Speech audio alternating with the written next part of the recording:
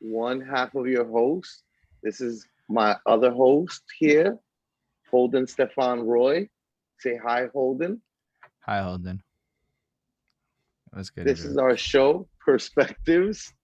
And today we have our guest, Fendi. And thank you Hi, so much for Fendi. having me, Flacko. Thank you, Holden Boy. Appreciate you guys. It's Nah, great to we have you here. appreciate you for giving us some time. Word up. Thank No, you. it's big Um, facts. Big facts. Holden usually has like a whole question that he has a whole thing for, but we've changed the setup. And so we usually start out, right? Um, uh, with the story of like how we came together and how the show came together, right? Um, which was like I was doing the Litty Bros Volume One project, and Merker Miyagi, the homie Merker from Montreal, was like mixing the project. And Merker's like a very typical like New Yorker, even though he's not from New York, right? In the sense that like he like records guys, but like he doesn't ever share their music. Cause then you share one, you gotta share everybody's. Everybody's right. And he's like, listen, guys, I might record you, but I'm not promoting this shit. But he promoted our shit, and that got Holden's attention. And Holden was like, hey, who are these guys? And then he did like a review, and then he asked to do an interview. And then when he did the interview, that felt like therapy that I never had my whole entire life. And I was like, typical New York motherfucker, right? I'm like, oh, this is dope. What am I gonna do now? I'm gonna put all my friends onto this. So immediately went to Holden and was like, yo, let's do a thing together. And here we are. And originally it was called Bridge the Gap, but we changed the name and we're now Perspectives. And you're our second guest after Thank Sarah Connor, Thank you. right? Lit, lit. And yeah, so really though, first I want to set it off with like tell the people who you are and where you're from. I am Fendi from Brooklyn. I've been battle rapping since 2013 or so. Brooklyn. Um, I've had the opportunity to battle in Canada, California, and now Atlanta. I just actually came off a great battle at both Him Battle League. Shout outs to John and Don. It was really dope. I got a chance to battle Crystal Renee. She's from Yonkers, which is John's hometown. So it was really dope. I gave them the greatest first impressions I could ever give. So I'm very, very grateful for that. Yeah, it's been a journey. Like I've been overlooked for quite some time. So like to finally kind of get the roses and everything, like literally before I even got here, I was just in an interview with Miss Gaddis and Rashi Blanco. Um, Real Rap with Rashi is on Clubhouse from 6 to 7. It's a new little podcast she has. That'll be every Wednesday. So I was on there and she was talking about how female battle rap is and the elevation and even Gaddis's contribution to it and mine as well. It was really dope. Yeah, that's amazing. So it's cool to have you here basically at a very high point then, because what we Yeah. like to do is walk through your life and learn that whole journey. Like the whole journey. Word. Like you may not be expecting the level of whole I mean when I say whole journey, but we're gonna get started then. I got a little question that I like to ask people.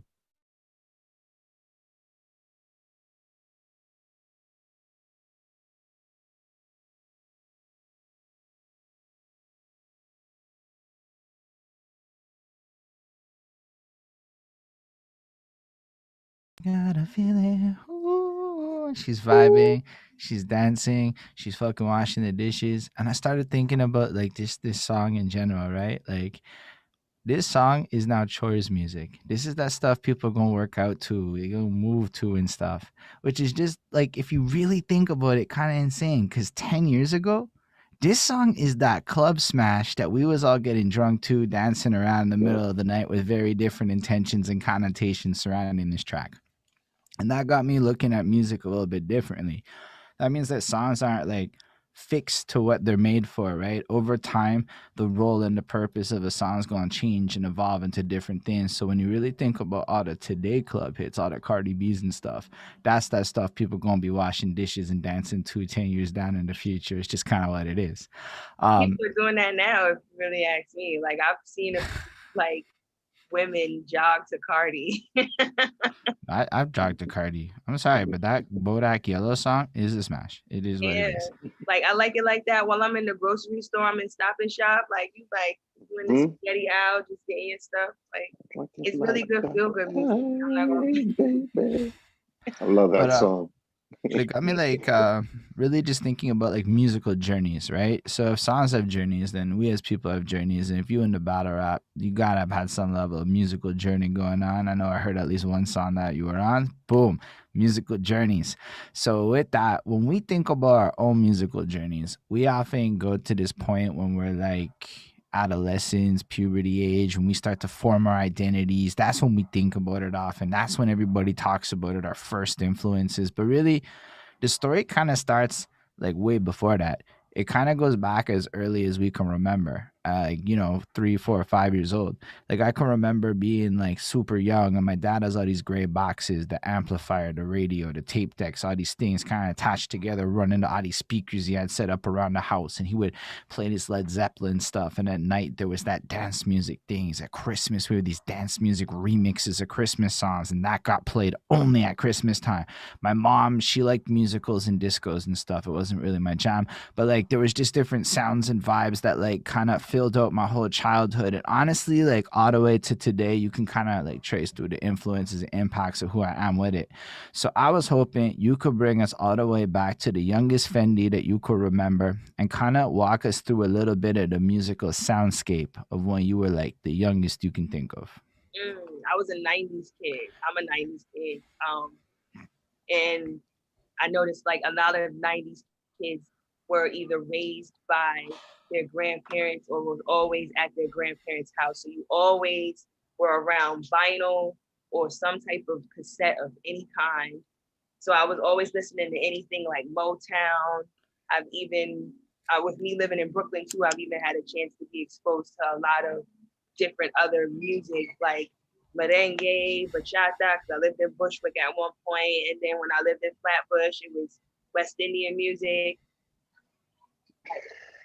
Oh, this is my daughter. That's so cute. Yeah, that's the cutest, Hi. most adorable, like video bomb. Hey. I don't even think we've ever even had a video bomb. No, That was wild, adorable. That was cute. That was really great. Oh, he's dancing. That's awesome. They're playing Trolls. I don't know if you hear it. But yeah, they're pre-gaming for their birthday tomorrow. They'll both be 7. Yeah. Oh, that's so cool. They're twins. Yeah, what? But yeah, so I've listened to everything from She's a Bad Mama Jamma by Carl Carlton to the High Tops, the Manhattans, and everyone, literally everyone, Shaka Khan. Like, I love music. Like, it doesn't matter what it is, as long as it has a dope beat, even a dope message, because I love the Beatles too, and John Lennon, and a whole bunch of people. So yeah, so if I get the impression that music was just always kind of around you as you were growing up. So I'm from Montreal, and it's not exactly the same thing for me. It was, I mean, I'm certain there were people that had realities like that, but I would not say that most people was growing up with their grandparents up in my life.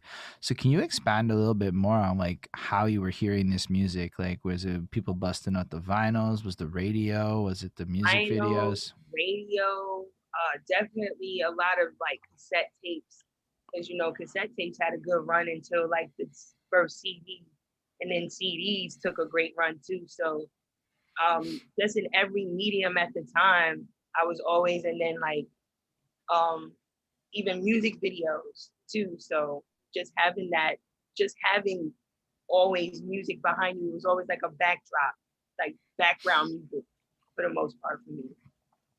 And when you were young, were you into some of the other stuff that comes with this whole like hip hop universe? Were you like a dancer of some kind? Were you into the whole breaking world and all that? Nah, I'm not that. Yeah, I'm not. nah. By the time the '90s was rolling around, that wasn't even like that So thing we had like like that. step teams and stuff like that. For the most part, Hmm. like I was a drummer. I was in the drum line, so things of that You were nature, a like dealing with drummer? instruments. Yeah, I played snare for quite some time. I was the only girl, and they When did you tried get That's so into dope. hard. that? They tried so hard to put my ass on the cymbals. I was like, no, I don't want cymbals. I want to be on the snare. Was this in school? Yeah, this was in junior high. Junior high? Word. That's dope. Oh, So junior did you high play? in New York City would be like sixth, seventh, eighth grade. Yep, So like, yep. were you into like anything before that musically? Like, were you like always involved with some kind of instrument or something? Like, or did Um, you just stop? I just love music, honestly. Like, and my whole thing was just making sure, like, if I had a chance to, like, I don't know if you guys ever like recorded over a cassette tape, but like when Hot 97 used to play like a fire song, and I was just like, listen, I may not be able to get the CD with the whole track list of it, so I'm gonna just play and record, and Hmm. that was my thing. So like just making sure I always had like new music to listen to, that was my thing. Hmm. Mm.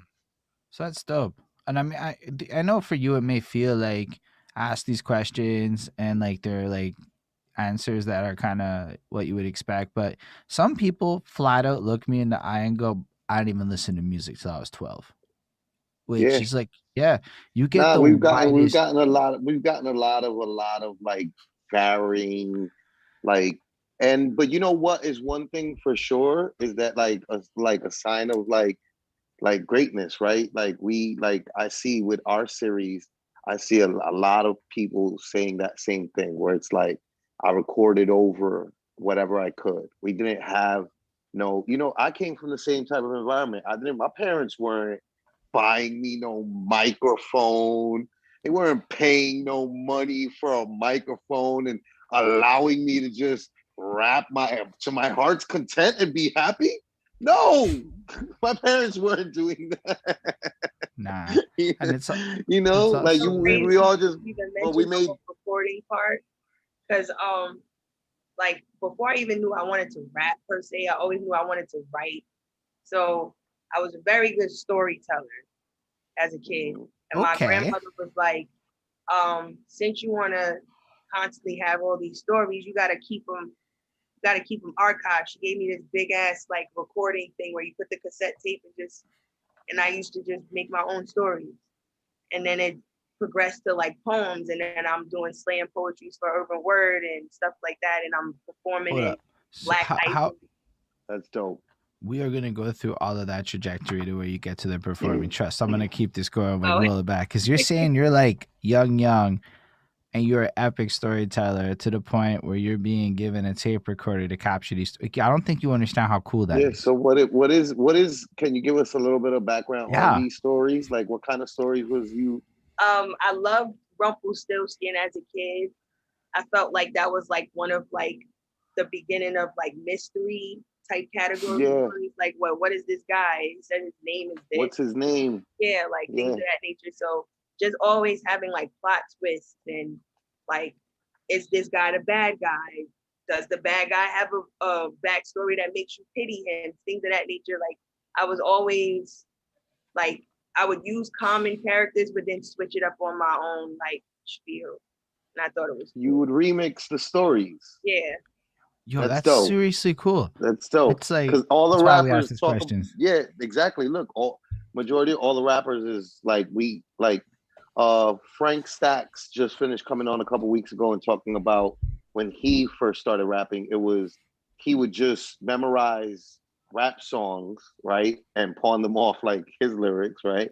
But and then like then when he starts writing himself, it becomes just switching up the shit from the rap songs you're already listening to.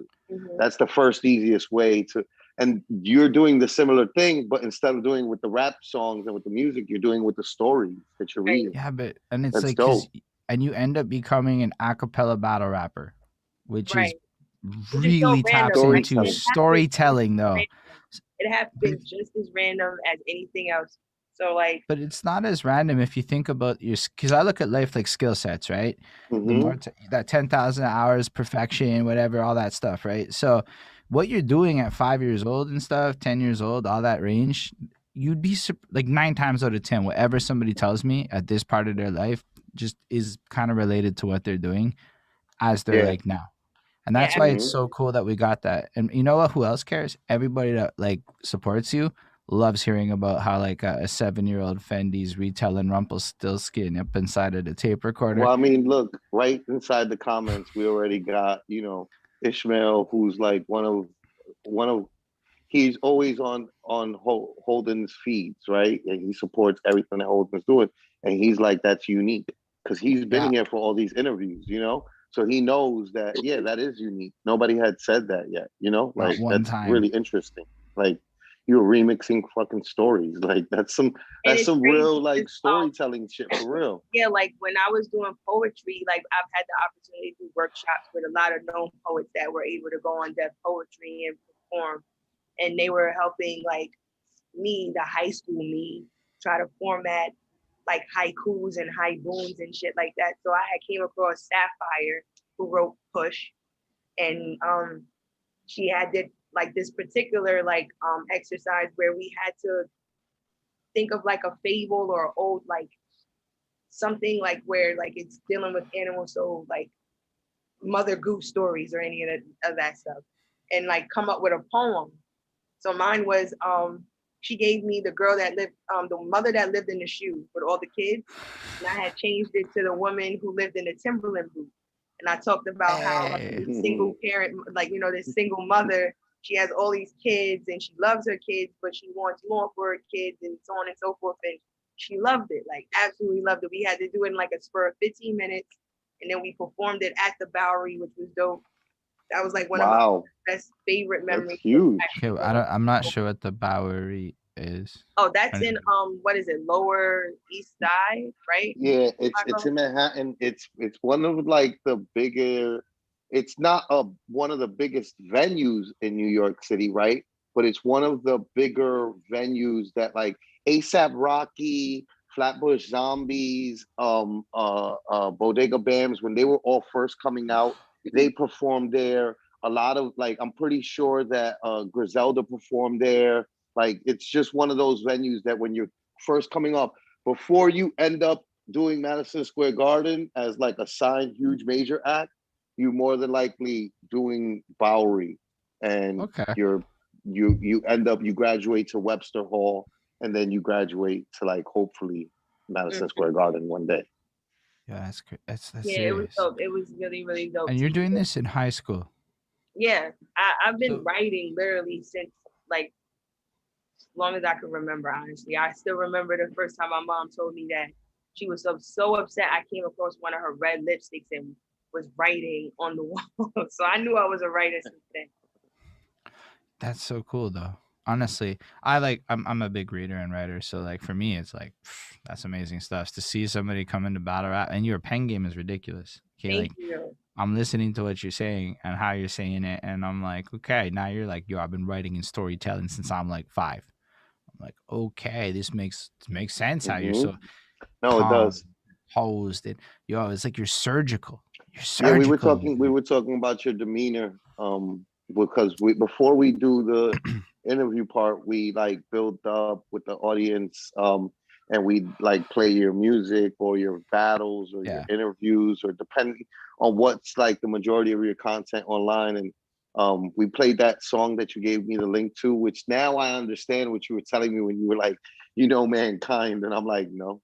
I'm like, you're like, you must be on your end. Like, how do you not know mankind, Flock? But when Holden said, "Oh, there's mankind teddy bear," I'm like, "Oh, mankind!" I've seen my friends that love wrestling talk about mankind, and I've Yes, seen that yes, guy with the yes. He mask. was on a few Like, projects of Mankind. Yeah, I've actually grown up with most of them too. Like Skrill, he and I used to do poetry. He made it to the nationals and everything, and so on and so forth. And he's done so much stuff musically. And he hit me up and was like, "Hey, I got this idea for a whole collection of music."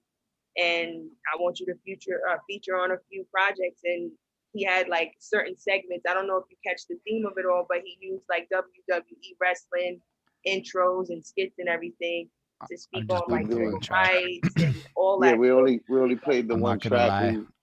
I Yeah, tend to like. I'm not we even were like okay. watching. We watched. Let's see, what was it in order? What we played? We I watched.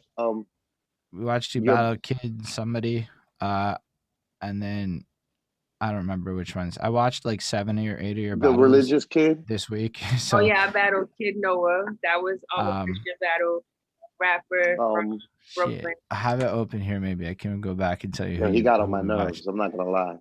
Yeah, Like that one. I was sitting here wild upset Yo, in the your face. Like, face during that battle, I was like, yo, yo, Fendi. I'm never playing poker against Fendi.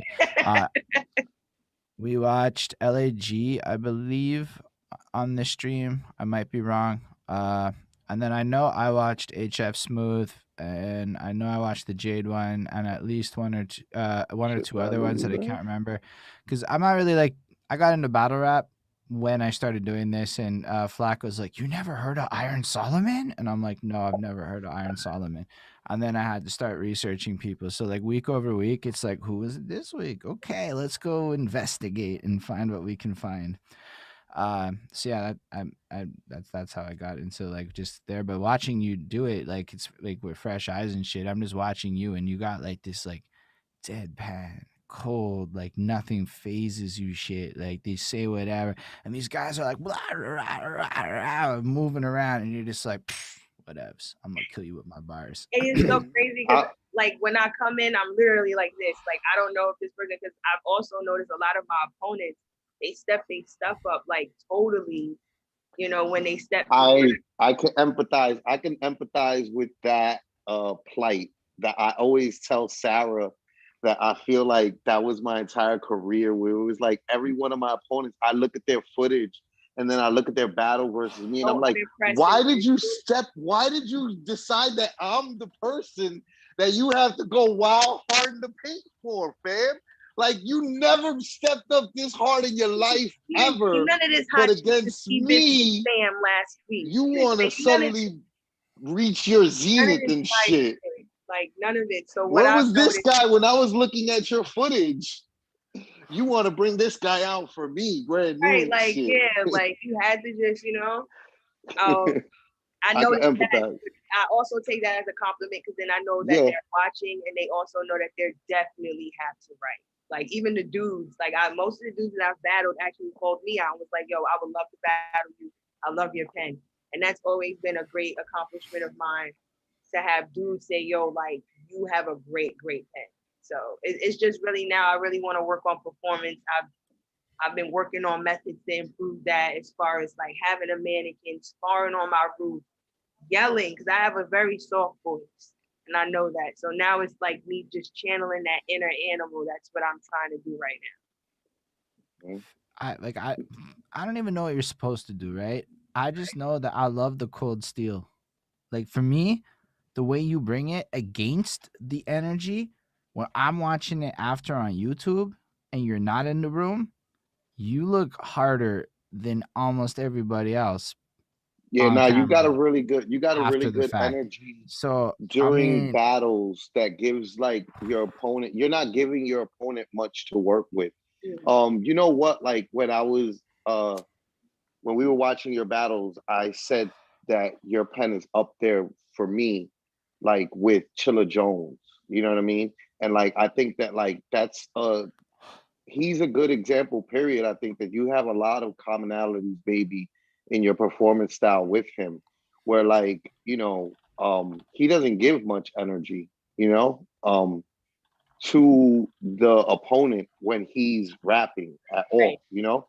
And so that's a good, I don't know, that's just good to be able to do, to not come and to not have that face come off as like bitter or angry or Right. bothered, because that can easily happen, like you could easily be like just like, oh, get the fuck out of here with that bullshit, but you look bitter and like I've seen that happen with wild battlers where it's just it like looks I like know that they're not bothered, but something about their face gives the crowd a feeling like they're bothered. Yeah, and I was so just saying the best rapper that has like the best poker face, like you can't even, like you would probably spit your hardest shit to this person and he would just stand there with shades and just be like, no, it's Dre Dennis. He will straight face your ass to death. It's like dead stare, no blink. Yeah. Like it's so funny and it's so perfect. And like I usually, what I try to do too, because I noticed since most of my opponents kind of step it up, and if I watched a few of their battles, when I do hear something that's like definitely upgraded level, like writing, I give them a head nod of approval because I feel like people need that. Like even if this is a battle where I know I can beat you, like I'm gonna tell you, you get an E for effort for everything that you try to do. You know, like some bars, I'd be like, oh, okay, you really tried with that one, but that was good. That was good. So yeah, I mean, it's important to like up your like it. I think that there used to be an energy in battle rap where like the more that you demolish your opponent, the better. And like after a while, it got to a point where it was like actually the best battles are like when it's a really good contest between the two, and it's back and forth more, and like an actual fight. Yeah, and those things make the battlers look better when they have the demeanor, and because now you're maybe making an opponent who maybe isn't as good as like he really is getting like credit for, but the fact that he's getting that credit is good for you because that's going to bring replay value to your battle. Somebody's gonna play that battle for people and be like, yo, check out this dude, yeah, or whatever is your opponent, dude, woman, and they're gonna be cheering on your opponent because they like him, but they don't know how the people that they're trying to put onto are actually going to react to the battle and fuck around, and they become fans of you more than fans of the person that they're like the person's trying to put them onto. Yeah, like Chilla Jones definitely showed me. You muted yourself.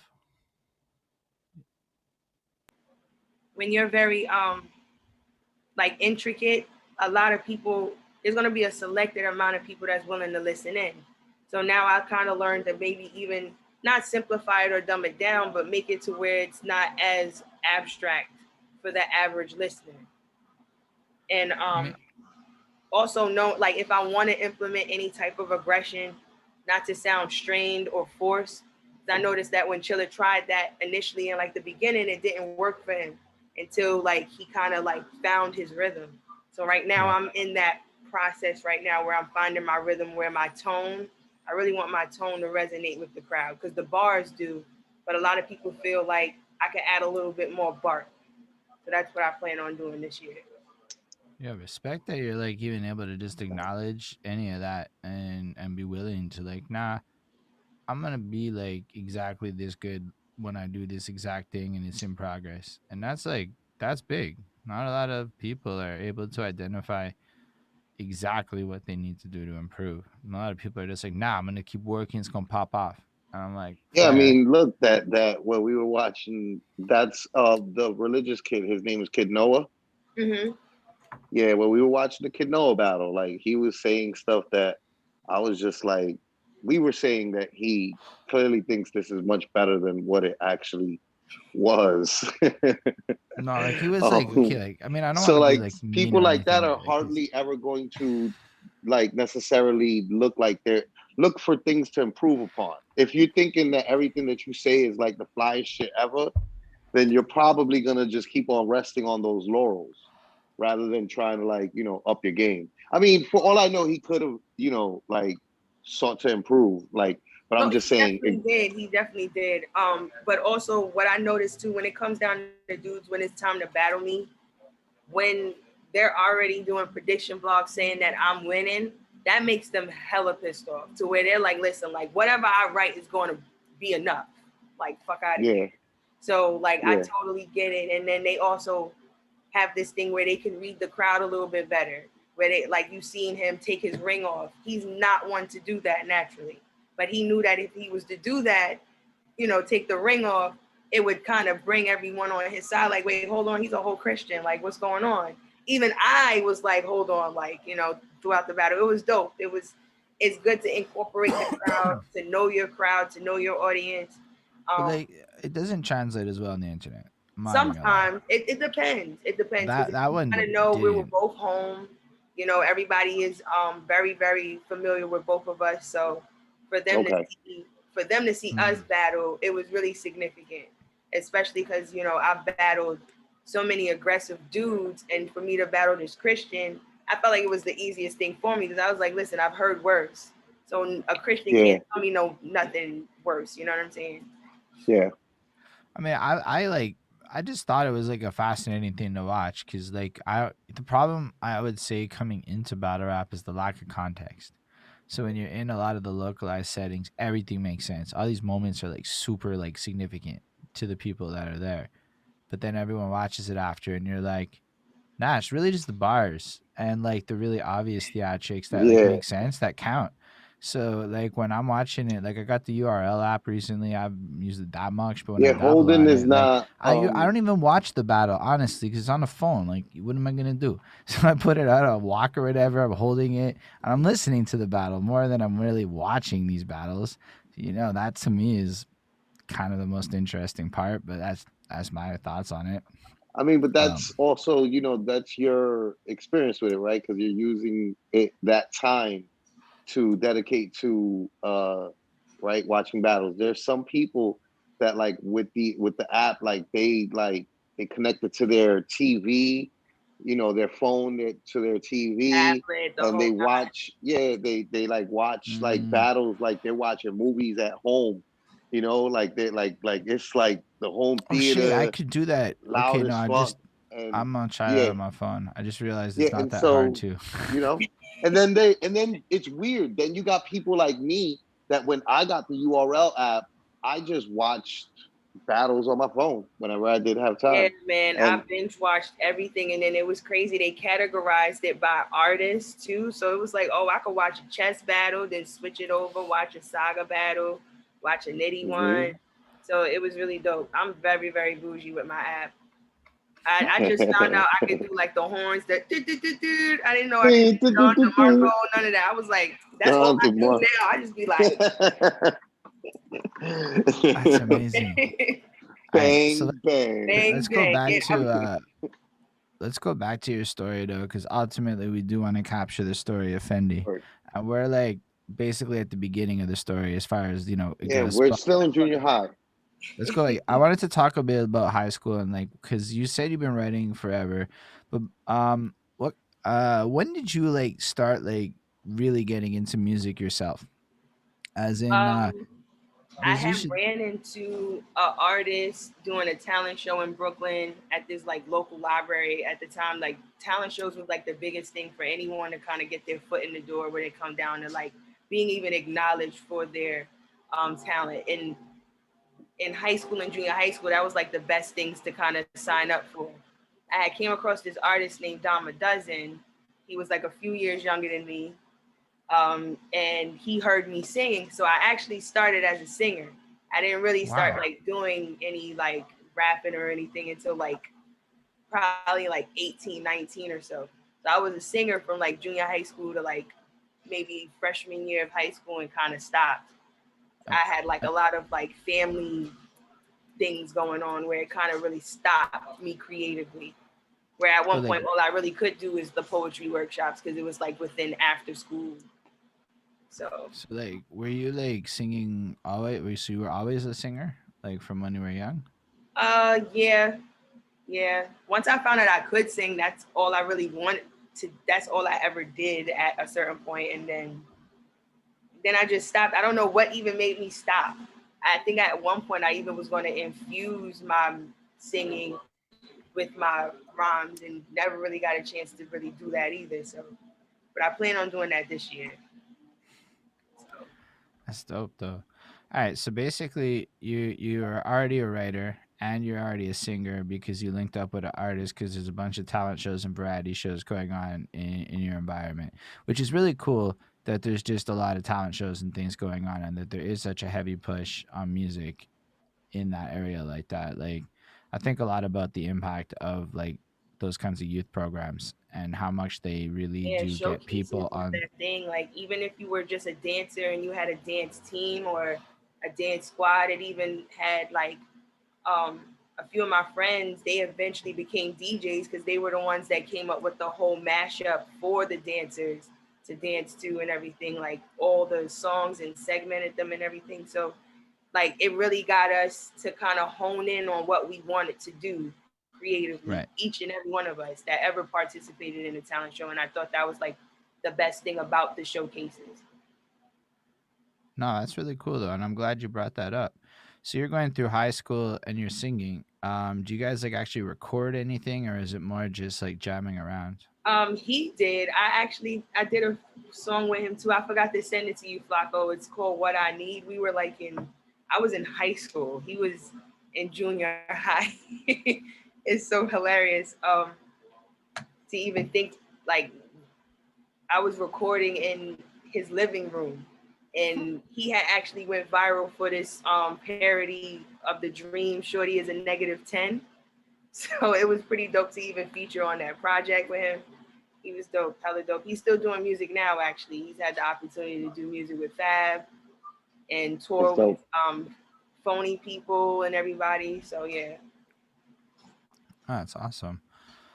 So how did you get more into this like slam poetry universe? So like I figure you're just writing poetry along the way, people would discover it. But how do you get to this part where you're just spitting poems? Urban Word, this organization in New York. It was founded by Michael Sorelli. It was originally called Youth Speaks. They're right literally across the street from FIT College in Lower Manhattan. They had workshops literally Monday through Friday. My old alma mater. Between the hours of like 3 to 7. We would even have shows, and then at that time they even had it to where you can do the workshops. You can even sign up for the slam um, competition, and they had it to where they, prize winner gets this amount, scholarship money, a laptop, and everything. And then even Nick's poetry, like even Nick's had their own Nick's poetry slam, which was pretty dope too. So you could have signed up for both. And we did the auditions in Madison Square Garden in the Wow, actual stadium. Yeah, so it was pretty cool. I got a chance to see What's it stuff like on to this Mulberry. is this like is why I have a friend who, I'm sorry, I'm going to segue real quick, right? And this is actually important for us. We're New York City residents, and I was having a conversation with a friend about like the mayoral race, and he was talking about how like he don't care about programs, and I'm like, this is a good example of how like programs are important. Like it's not like programs are irrelevant. We're not kids anymore. So the programs aren't for us. Okay, god Right. damn So it. you It's definitely for the phase out. children. It's for the future of the city to be able to like have like a different experience than we did growing up in New York City. And like programs are important and like that's really dope, you know? yeah, just to like add And to it's that. crazy that I even mentioned Urban Word because Mahogany Brown, one of the hosts of New Eurekan Poets Cafe, I bring her name up now in the spaces of battle rap, and a lot of people know her to be in that realm. And I know for her to be the one that kind of helped me navigate my pen poetry wise within stanzas and stuff like that. So it was really dope to know that, it's I didn't necessarily kind of like change what I was writing. It was a whole different realm, really. It's just the same stuff. Like I always joke and say that battle rappers are just a gangster ass poets with gun bars. So yeah. Facts. That's really cool that we even this came up. I mean, when I've been talking to Montreal people, I found out that of a certain age group, nearly half the hip hop scene in the English side of our city went to one youth center and did a showcase at least once. Like half of the scene at one point had gone Hmm. to this one because there wasn't like a lot of them for English kids, I guess. But it was just crazy to think of that if that place didn't exist, there'd be so many less people making music today. Yeah. And like that's what ends up happening. So if that many people Yeah, recognize this and went through this program, it's like how many yeah, people end up finding these artistic or entertainment driven careers, which actually just has a lot of applications to the corporate life if they ever want to go down that path. um just off of that is really cool. Yeah, I've always was one to like look for opportunities, and they had this thing where just look on the bulletin board, and that was just one of the flyers that I happened to see. And they had workshops all throughout the 5 boroughs. So even if I couldn't make the one in Brooklyn, I could always go to the one in Queens or the one in the Bronx. So they That's definitely made dope. it to where everybody in New York can benefit from these things. That's dope, and that's dope because it encourages you to like be able to travel outside of your borough. Like you got a destination in another borough to go to, which is important. Like in New York City, for you to get out your borough and like experience the city, go into Manhattan because like it gives you a different perspective than like your neighborhood that you grow up in, and it like shows you like, oh shit, like there's a whole nother like New York is like many different worlds all collided into one. Absolutely. Absolutely. And then it also like gives you a backstory of all the poets that came from there too. Like for me to even hear Willie Perdomo talk about his life as a kid living in the Bronx, Hmm. and him talking about him being a New Yorican, being Puerto Rican, and like his mother not really speaking that well in English and having to narrate for his mom and writing a poem about that. Like poetry really was a way for me to find my voice and knowing how I can like talk about my struggles but make them sound beautiful at the same time. Like, like and with battle rap, I've noticed like when I came in, struggle bars was the thing.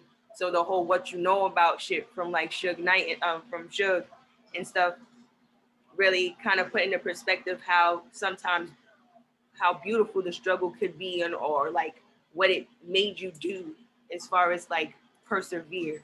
So yeah. Let's break that down a little bit, right? So we can explain to like the audience who probably don't understand fully, right? So like struggle bars.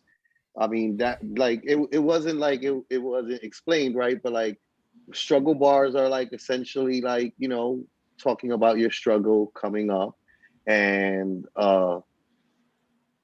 The sense of the resilience that you had at that time to where like now you can look at it and be like, oh, I don't have to do that no more, but you can't talk about my struggle because what you know about this. It's just exactly. like comparing, okay, yeah, you went through some shit, but I went through some shit. Tell me if you went through this. So like, and with like poets, they have this thing where they're willing to give you the story versus Yeah. a battle rapper that's gonna tell you can't tell me nothing about my story. Like you can't discredit it. Mm, I appreciate that. And also Um, it's a moment. So like she's saying when she came in, it was struggle bars was the thing. But like there's many like phases in battle rap where like thing you know gun bars are like maybe prevalent or um uh joke if during grind time days it was a lot of like fat jokes that were like prevalent in like fat joke bars, and jokes period, like I look at some of the old grind time, like I went on rap music and they were like talking, they were like watching old battles during like quarantine in the Mm-hmm. forums, and they were like talking about like he was calling him fat and like the guy is barely like chubby like like, but that was just the thing back then. It was like everybody's fat because now that gives you a Yeah, like whole fat jokes bunch of definitely were angles. Yeah, fat jokes, yeah. definitely. And so, but the point being, like, battle rap goes through these many phases of like, all right, right now, like this theme is very prevalent in a lot of people's rounds. Mm-hmm. We even have like I feel like what I really like about battle rap is really it's the same thing as like trying to find like a different poet. Like you have the helpless romantic poet, and then you have the revolutionary, and then you have the real gangster one or the one that just rhymes with every word at the end of their stanzas and shit like that. So like battle rap gives you the same sense too. Like okay, this one is really heavy on punches. This one's heavy on schemes. This one likes this one what B dot. You can I guess you can say he's woke, but Yeah, he has a whole different spectrum when it comes down to writing too. So just knowing that there's so many like categories and stuff is dope. You can find out where you fit in, and if there is no lane for what you do, like what I do, then you make the lane, and then everybody is on it. no, it's pretty awesome that- because it's a lot of the ways that I mean, you just described life, as much as you describe battle rap. Figure out who you are, find out how you fit into it, and If if it you hear doesn't my husband, exist, he's playing 2K. sorry, we rolling with it. This that Aside from my battle rap life, I have like literally this homebody house wife, mom type life. So you hear the kids in the back, my husband here, my dog, I'm cooking. Nah, that's super. What's up? Yo, Like but that's what that's people like, the real life shit. Like what Yeah. I've come to yes. see, like when I say people, I mean like people outside of the industry, we'll call it. Like people that aren't artists, aren't performers, aren't behind the scenes. People like the most regular shit ever. Like I don't know, like they love it. They're like, "Oh, your husband showed up and handed you a joint." Somebody's going to have that be their favorite part. For real. Facts. Baby, I'm on an interview. You want me to make coffee right now? That is definitely another See, person's and then favorite part. a considerate husband, you know, where Right. he's like, Oh, "Oh, you're in the sorry. interview. You My see, he fault. bust out My the curtain, fault. was My like, "Hey, fault." babe." You know, That's this amazing. is absolutely perfect. Nah, you're wonderful. This is basically what we do. It's this experience. Yeah, it Um, is. and we just run with it. And I'm S definitely comfortable. Like now, like especially with what I've done so far, I really have to like learn how to give myself a little bit more credit. I've been around people like Flacko who's taught me, to talk about myself a little bit more. Like that's what the whole interview when we apply for jobs, that's one thing that we're told to actually do. And a lot of people aren't even able to do that. So for me to kind of mm, learn that in this whole like music basis where you have to kind of stand out amongst a whole bunch of people who are doing what you're doing. Like, what are you doing that no one else is doing? What do you contribute to the game? And even if it is something similar to someone else, there has to be you have to tweak it somehow. yo, I love what you're saying because, like, when I talk to like young people about what they care about what the artist cares about more than they care about the art of the artist. So it's almost like the skill matters, but like to really get somebody as a fan, you got to be part of that equation. So Right. that's why hearing that she was a singer and that you, oh, we didn't even talk about the drum stuff before we leave high school. We got to talk about how you got into the drum stuff. That was an after school program. There's a steppers band. They were very, very What's a known in steppers Brooklyn. band? Steppers Band was this drum line that was out in Brooklyn. They used to they pretty much came out just around the time Nick Cannon did the whole drumline thing. So they had a great run. They were out in Boys and Girls High School. And yeah, I had signed up and was lucky enough to be the only girl on snare. They even tried to like recruit other cats to do like other instruments. I tried the saxophone, couldn't fix my lips to do it. Like you gotta go like that crazy. I couldn't do it. So I was just like, nah, no horns. I didn't like the big ass bass, although it looked fun. I was just like, nah, it's too heavy. Like the bars that she was. Yeah. So the snare was textbooks, tables, walls, the whole night. My mother was tired of me. Tired. Can you repeat But the like that part was where you my said way at of the expressing snares? because I really was a fighter. So the only thing I really could Yeah, beat we on wasn't. lost you for a little. So Oh, I'm sorry. unfortunately, Yeah, I as you live said, near the snares airport. part, the internet cut, and then it was hard to like hear everything you said after that. So if you could just repeat the snares part that led up to the tables part, that would be super cool. Oh no, I was just pretty much just drumming on everything. Everything was a drum at one point. And then like that was my way of expression. Like I was an angry kid at one point too. So anything I could like hit, it was over. Yep. And I really aspired to be like the Black Sheila E too. I thought she was awesome. Shouts to Sheila E for real, because she's an amazing drummer who's like super underrated and not like credited in like drummer circles enough. Yeah, I had Sheila E poster and a Questlove poster in my house around that time when I was just straight drumming. So this is like incredible. You're like already like a multi-discipline artist before the end of high school. That's you deserve flowers level cool. Facts. I'm just gonna throw that out there. About all this, like it was just really dope to even to do that, to even be the only girl and like just do what I love doing. Like anytime I've ever had an opportunity to just do what I love to do, I never took it for granted. Always appreciated.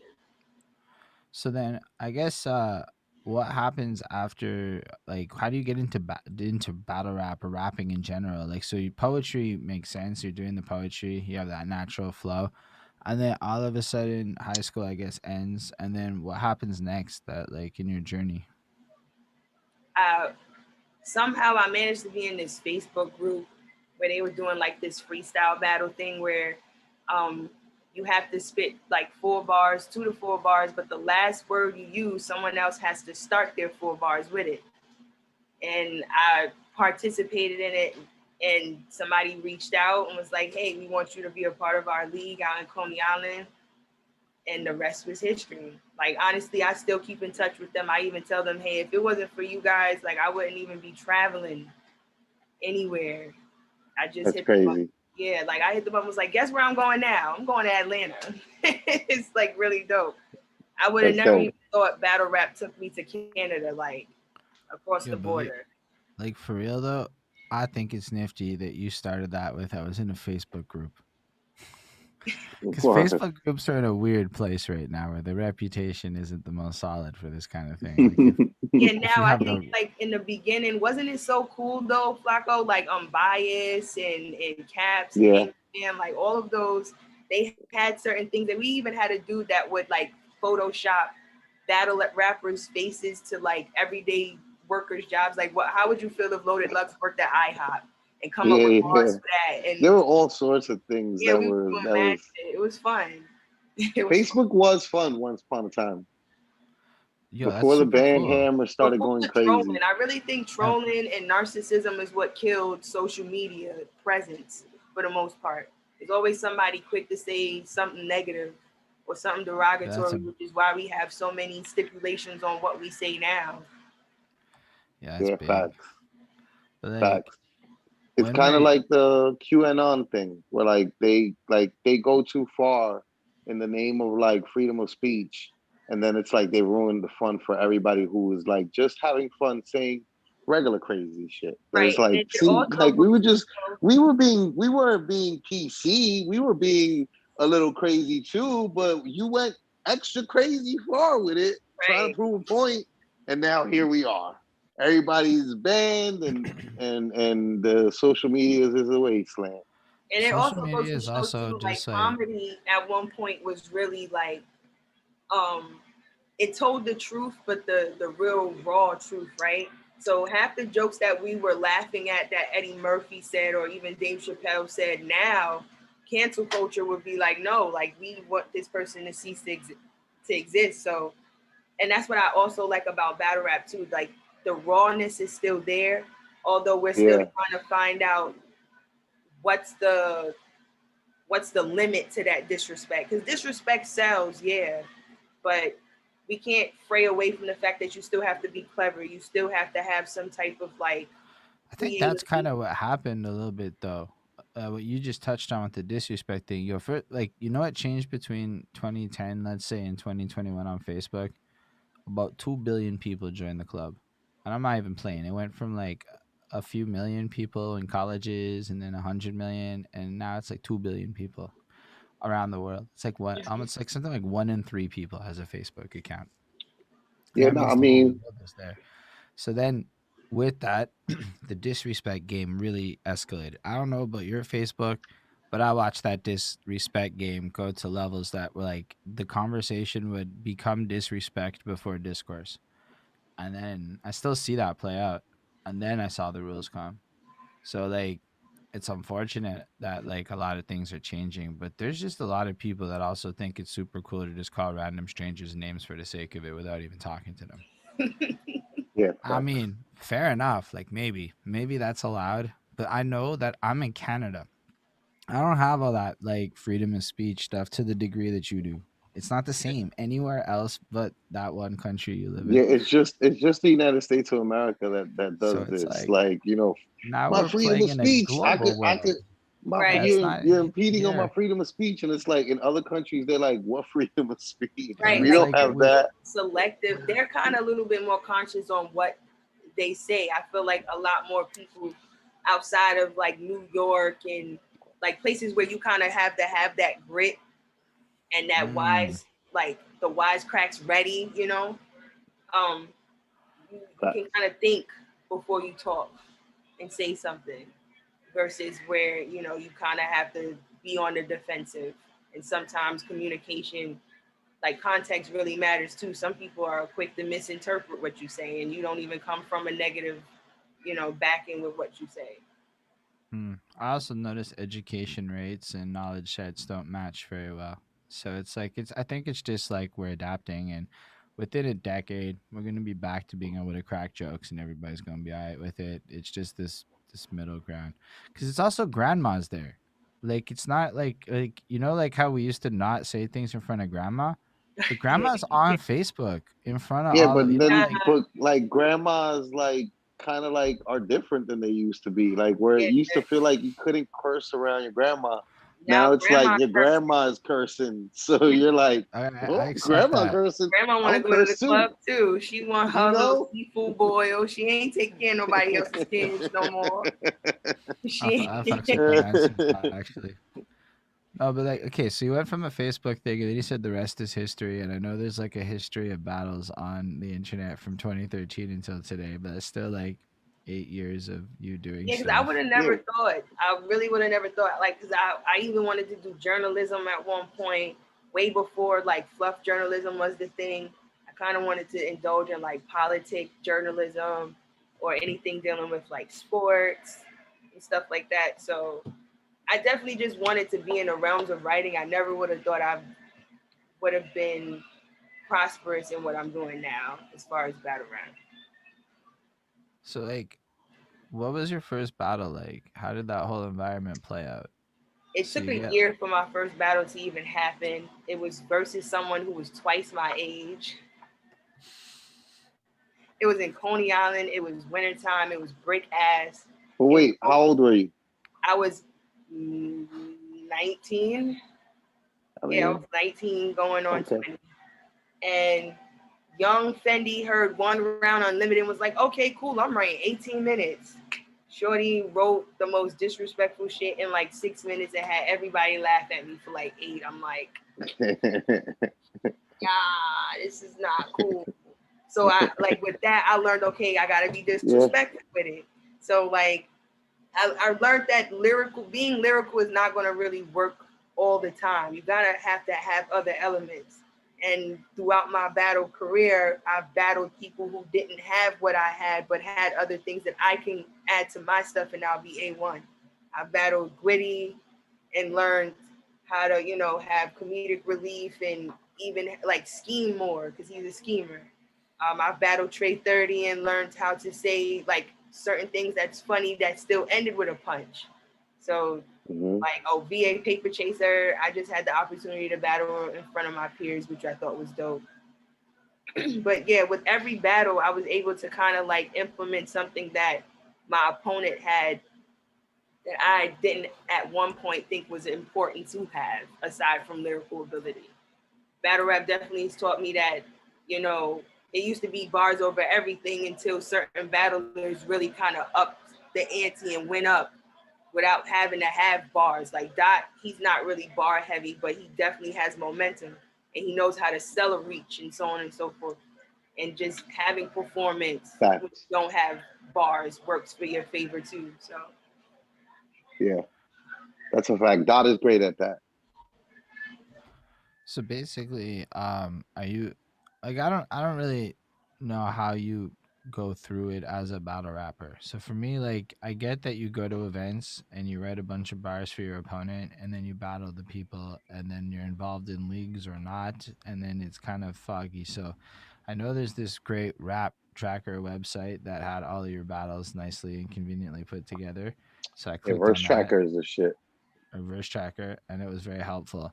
But like, I like as you're going through this, are you involved in leagues or how does this all work? but as far as me getting on the leagues, Yeah, like are you how does because I don't really know Like, a lot about leagues. are Yeah. you a member of like a particular like? Do you call any particular league home? yes, Coliseum is home league, but I've had the opportunity to battle just about anywhere. Queen of Ring, we go hard. I battle King of the Dot for GZ.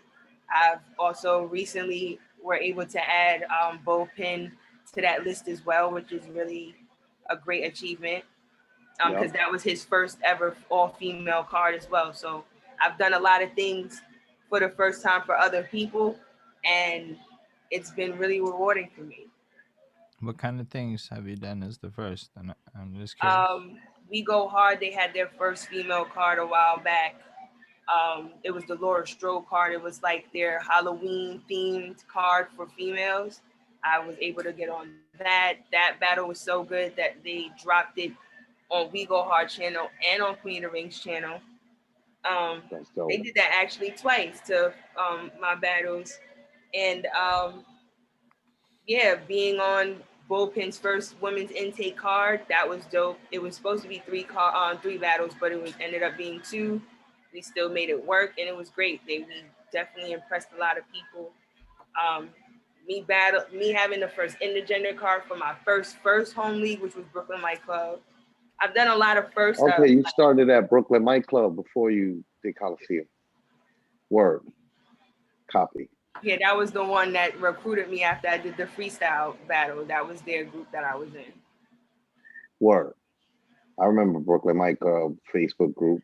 Yeah, shout outs to Clark, shout outs to Bulky, rest in peace, Chicken Gooch. So But as you're going, Yup. yeah, it's definitely a journey, yo. And I'm still on a big one. Like there's a lot of things I still want to do. Like the fact that I was able to get roses today with Gaddis, somebody who's been doing this with Sarah Connor, and I love everything that Sarah Connor does. So like, and she's been able to battle on URL and made a great comeback with Lady Caution recently. So it's really dope. so Facts. like, as you're going through it, is it like, how is it being a woman in battle rap? Like, I mean, you're saying a lot of firsts and a lot of first all female cards, and the way you're saying it makes it sound like these are like bigger and significant things. And the more I think about it, the more I don't see a lot of women as I go through the older YouTube videos. Um, like, is it like a lack of opportunity or talent or something? Like, I'm not really sure what it is because it seems like I watch you go and you're just fucking ill with it. Like, It's a yours lot. beats Yeah, everything else I watch. It's definitely a lot. Like, because at one point, female battle rap was on the back burner for quite some time, and there were only a few reputable women that um, were being mentioned within this realm of battle rap. That or at least had the uh, the following to say, hey, this person can battle someone outside of, female battle rap and actually battle the guys and win and so on and so forth. It wasn't until like we started getting more girls where you started to see more of a roster on the female side. Instead of just 7 common names, you get like 25 now. And it's even building even more because we have a few more cards coming up where it's debuting more female talent. And it's really dope to even see the evolution within that. To see Miss Hustle go from, battling Eve Hart to battling people like Lady Luck, like that's elevation yeah. within itself, even within those vets. So it's just dope to contribute and partake and also bear witness to all of it at the same time. No, that is super dope. I mean, like, I'm excited at the idea that like this evolution happening as more and more people seem to be getting interested in it, and then as more people basically get the representation within the culture, it creates the accessibility, more role models to base yourself off of, more people to come Yeah. in with the styles. Like, I mean, I More just think it's options. It's the cool same that, thing like, that Fendi was saying about like all the styles of battle rapping that you can have, right? And how it's kind of like poetry, and essentially that's the same thing with women in battle rap. It's the same Mm-hmm. thing that we talk about with like seeing people of culture in like TV and media, and in movies, where it's just like representation really does matter, like you're like not you're not gonna put out one movie with a black female lead and all young black women are gonna feel a connection and bond with her. Like you need multiple. and a Right. whole rainbow of personalities to like be able to find who it is that speaks to your soul, you know. And so like that's exact, and it's crazy because it is like essentially new, right? Like Smack is just starting to do men and versus women on his card. That just happened for the first time last year, right? Just So it's about like, like, but there was moments where they just made sure that whenever they did do intergender battles, it was with um rappers that they knew would make it work. Like the first intergender 2-on-2 with Bonnie and 40 and Kayshawn and DNA, especially with DNA and Kayshawn already making their name, with them being the 2-on-2 team that they are, and just battling other teams as well. And then seeing that on the female spectrum with 40 bars, somebody who's like literally the like best as far as pen wise in female battle rap, and Bonnie, somebody who's a really seasoned vet, pair up to kind of bring forth like really, really good content and a great battle that went viral, and then a whole bunch of stuff. Like it's really dope to know that even like you can even go as far as saying Hustle and Old Red is like literally like the beginning chapters of that too. Like at one point, intergender battles were really frowned upon, and that's like all yeah, you constantly see now because there's a lot of girls who really can rap, and why not display that against the ones that can rap that happen to be men. yeah, I no, think it's dope. absolutely. Like personally, I just think it's like, Super. and And it's we a can different even look dynamic at it too from the because whole like, it forces guys to have to be different with it. I Hmm. mean, like they can't just come and act the same. Like you're like doing mom shit. I don't mean it like that, but you definitely have mom bars in the middle of that shit. Like, how are you supposed to come at somebody who's dropping like, "Yo, I'm a mom, I'll fuck you up"? Like, that's a whole different energy. yeah. So if you're coming at that energy now, you gotta like step out the box and really like think it different because some of the stuff you might do to like an aggressive dude isn't just gonna land right. Hold on just a moment. My computer's about to go. No worries at all. This is a good conversation. Um, Amazing. Yeah, nah. So like, but I think that this is a great example of like with it happening now, you know, like it's clearly gonna hopefully keep on because like she said, there's already a pretty big number of women in battle rap that like fill up these, you know, cards. So it's just like now you open up the doors and the opportunities to like uh women and men instead of it just always being women versus women. And you know, it's immediately gonna like change up the whole sentiment of like the energy for women, you know, where it's just like, yo, like this is what a majority of the women want from what I've understood, which is just be treated with some respect and like an actual equal, you know what I mean? So like this is great. It's like a good time to be alive on some real shit for battle rap. no, I mean I find it like, but it's also like I feel like it's less to the extreme of the disrespect. Like it's less edgy shock value, right? Yeah. Like you know what I was saying to Flacco is I can play your battles on Twitch, Yeah, right? facts. Because Twitch has certain restrictions, and the F word, not fuck, but the other F word, is Mm, gonna get me in big trouble. If and then you listen to some of these old battles, and it's like a lot, yeah. and Yeah, a now lot. sometimes it's cool, but like I don't mean like cool, but like sometimes like it's clever or coolly delivered or whatever, and it makes sense in some kind of satirical Yeah, way or something.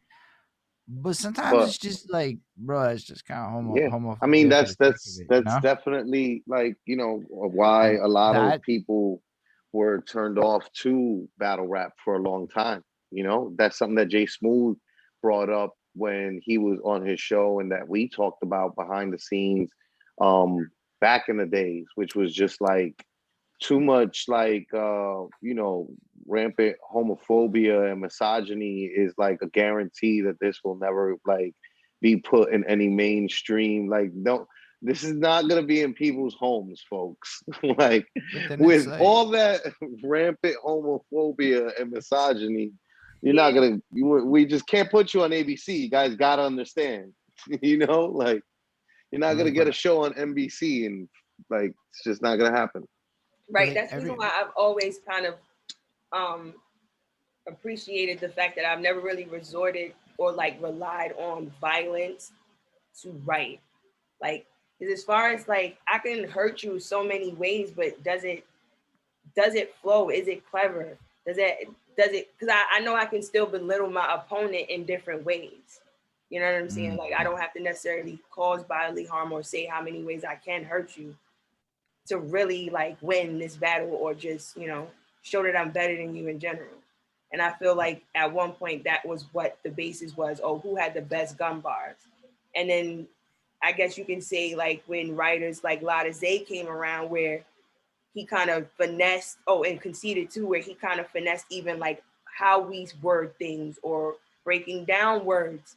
We started to have a lot more to work with, even down to like the schemes we were using, presidential schemes and schemes about grocery stores or food or fruit or whatever the case may be, like just maximizing our catalog of what we can rap about and then kind of like compare and contrasting that to our opponent is really, really dope.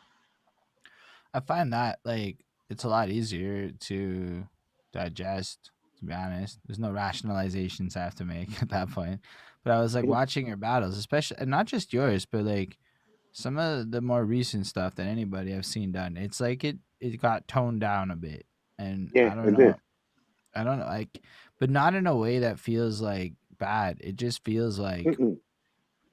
no, this is Logical. more like Keeping up with the interesting to listen times. to, That's it. but it's Yeah, also like more definitely. relatable to like the kind of things that draw me to listen to bars and hip hop in general, right? Like when rappers do some shit where they kind of drop effectively a battle rap bar in the middle of their song, it's fucking great.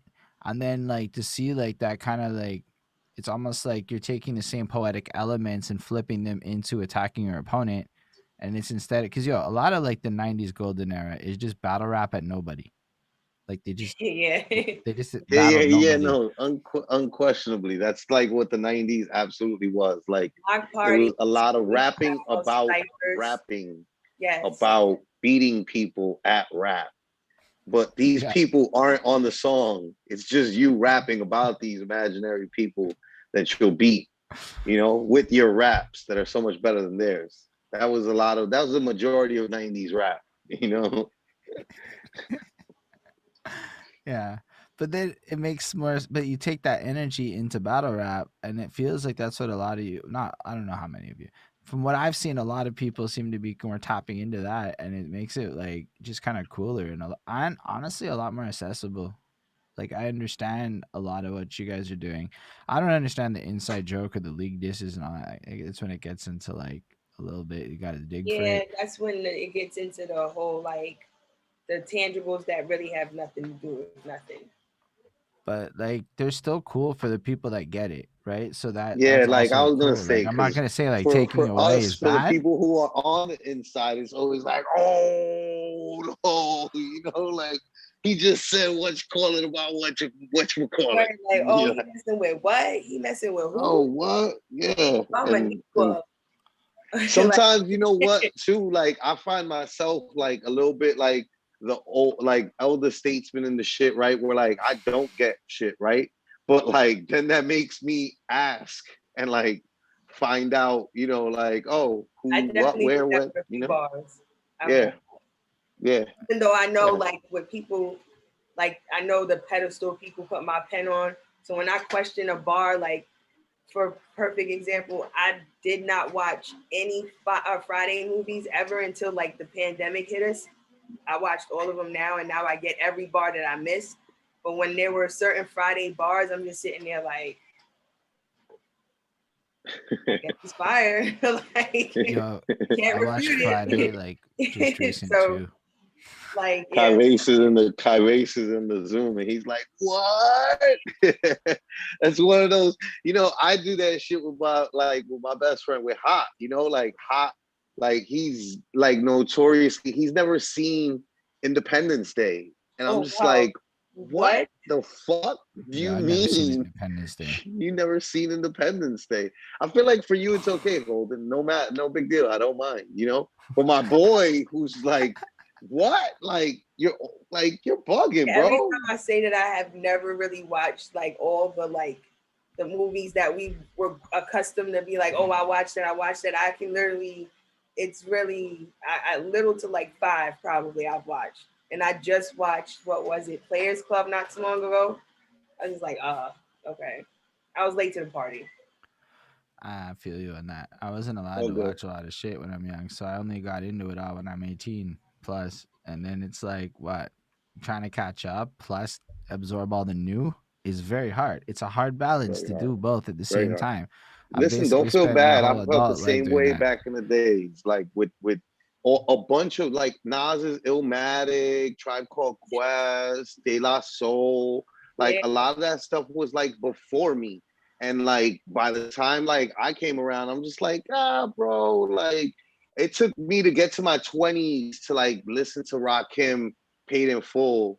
And I was like, oh shit, this shit actually still slaps. Like some of these beats still knocking shit. Like homies like, really smooth with it, and he has some fire on here, But like it took me wanting to do that to like have the energy to like even take it in properly. Mm. Like to ask people who are not of an era to like be able to ingest it the same way that the people of that era did is like impossible. Like I could never feel like what my mama felt like when like Elvis Presley was out here gyrating his hips and she was like, "Oh my God, this is amazing!" Like Mm. like that sentiment's not there for me. I ain't gonna feel that energy when I listen to Elvis Presley. And like our kids aren't really meant to like when like I see my friends like complain about like kids not getting or even their kids not getting like Wu-Tang or like shit like that. I'm like, bro, it's not their shit, bro. They're not Yeah, I supposed mean, to Like get they'll it. it's That was odd though. our eventually shit to go get. into that. I mean, with me, I'm big on music, so it didn't really matter. Like, I'll listen to literally, like I said, anything. But Mm-hmm. I think it's also dope to just see little kids. Like, I feel like babies, like infants, they appreciate sounds of all kinds of music before they actually like listen to the auditory part. Like, Right. I've literally watched kids go buck wild for jazz music being played, and they're just playing it in the Central Park. And they just so happened to have been walking past, but they were just so enamored by how the sounds sound.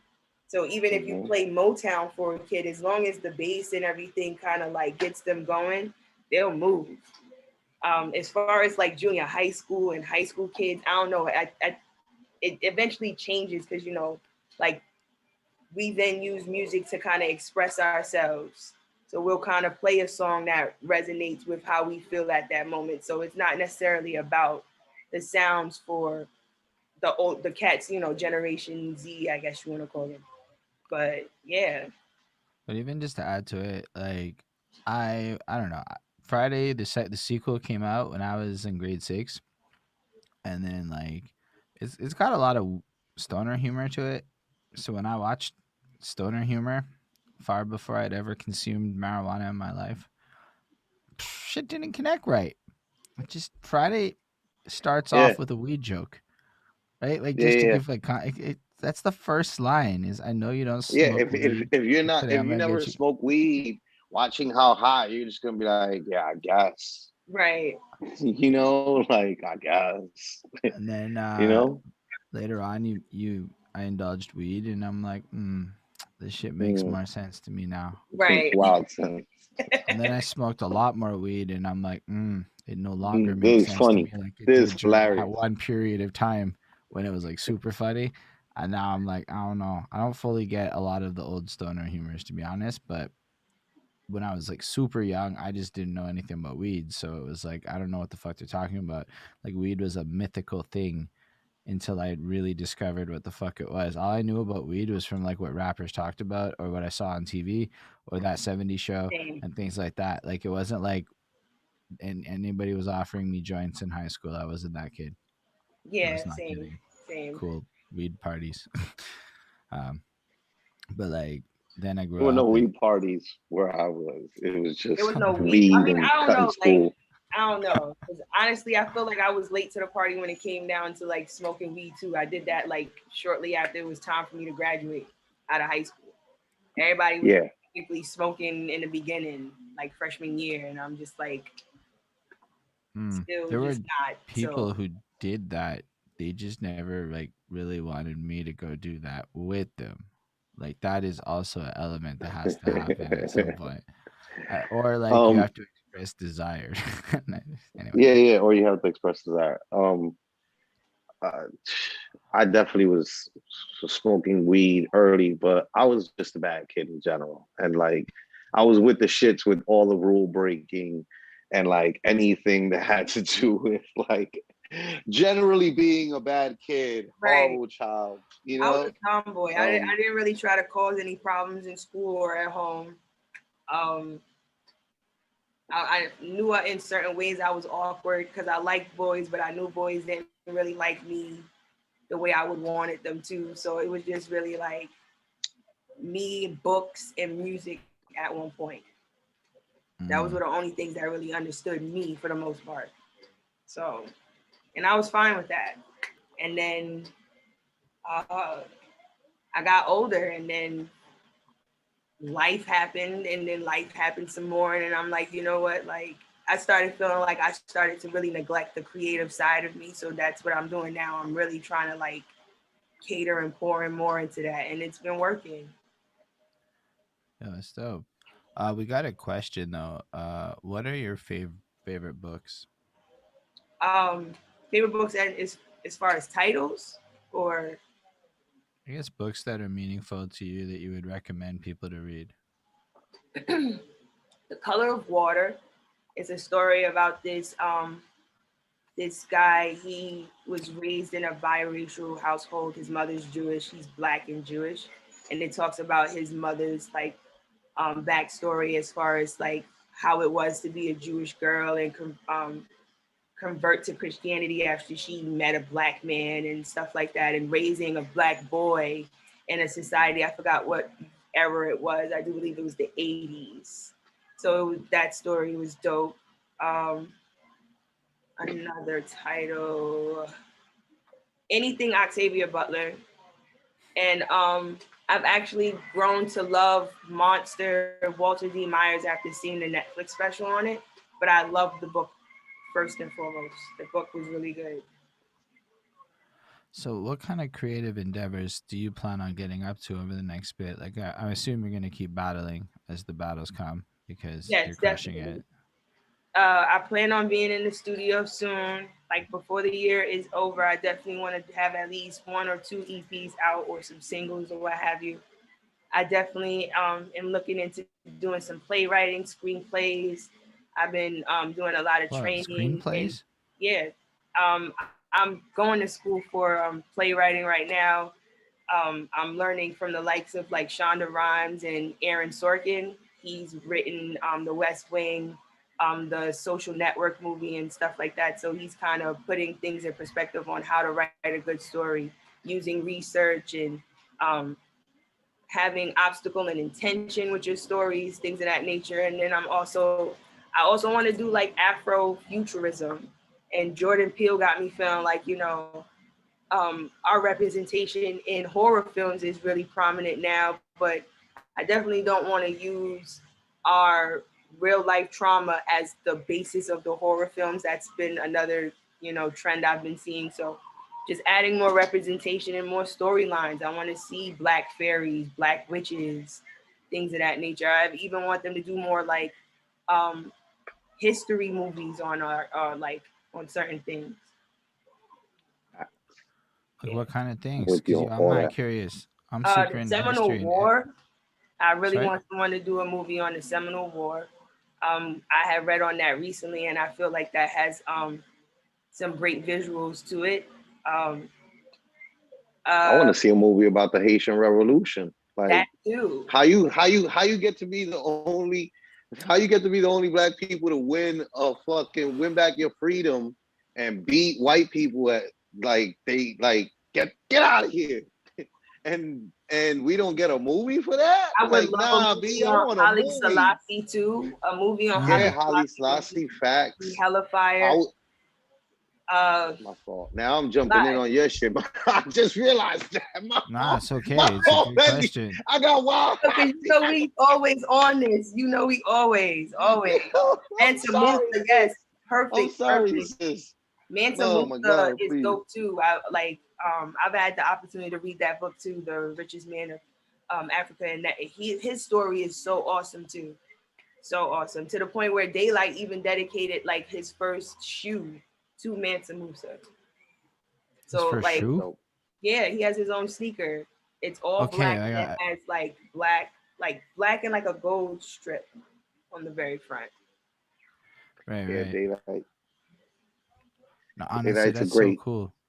Like, this is just cool for me because I love history, and I got really into reading whatever I could about whatever I could, especially Black history, because I got involved in hip hop, so it felt like a good thing to study up on a little bit more. So everything that you mentioned is super nifty, and like honestly, I take notes like that in my head. I'm like, all right, I gotta go Google more. Like I do know who Mansa Musa is, and I watched a few things on how rich he was, and that's like he's in like the top 10 wealthiest people in history, like in all of history, and And I that's feel like a crazy. lot of people could benefit from his characteristics into getting to to go towards that progress.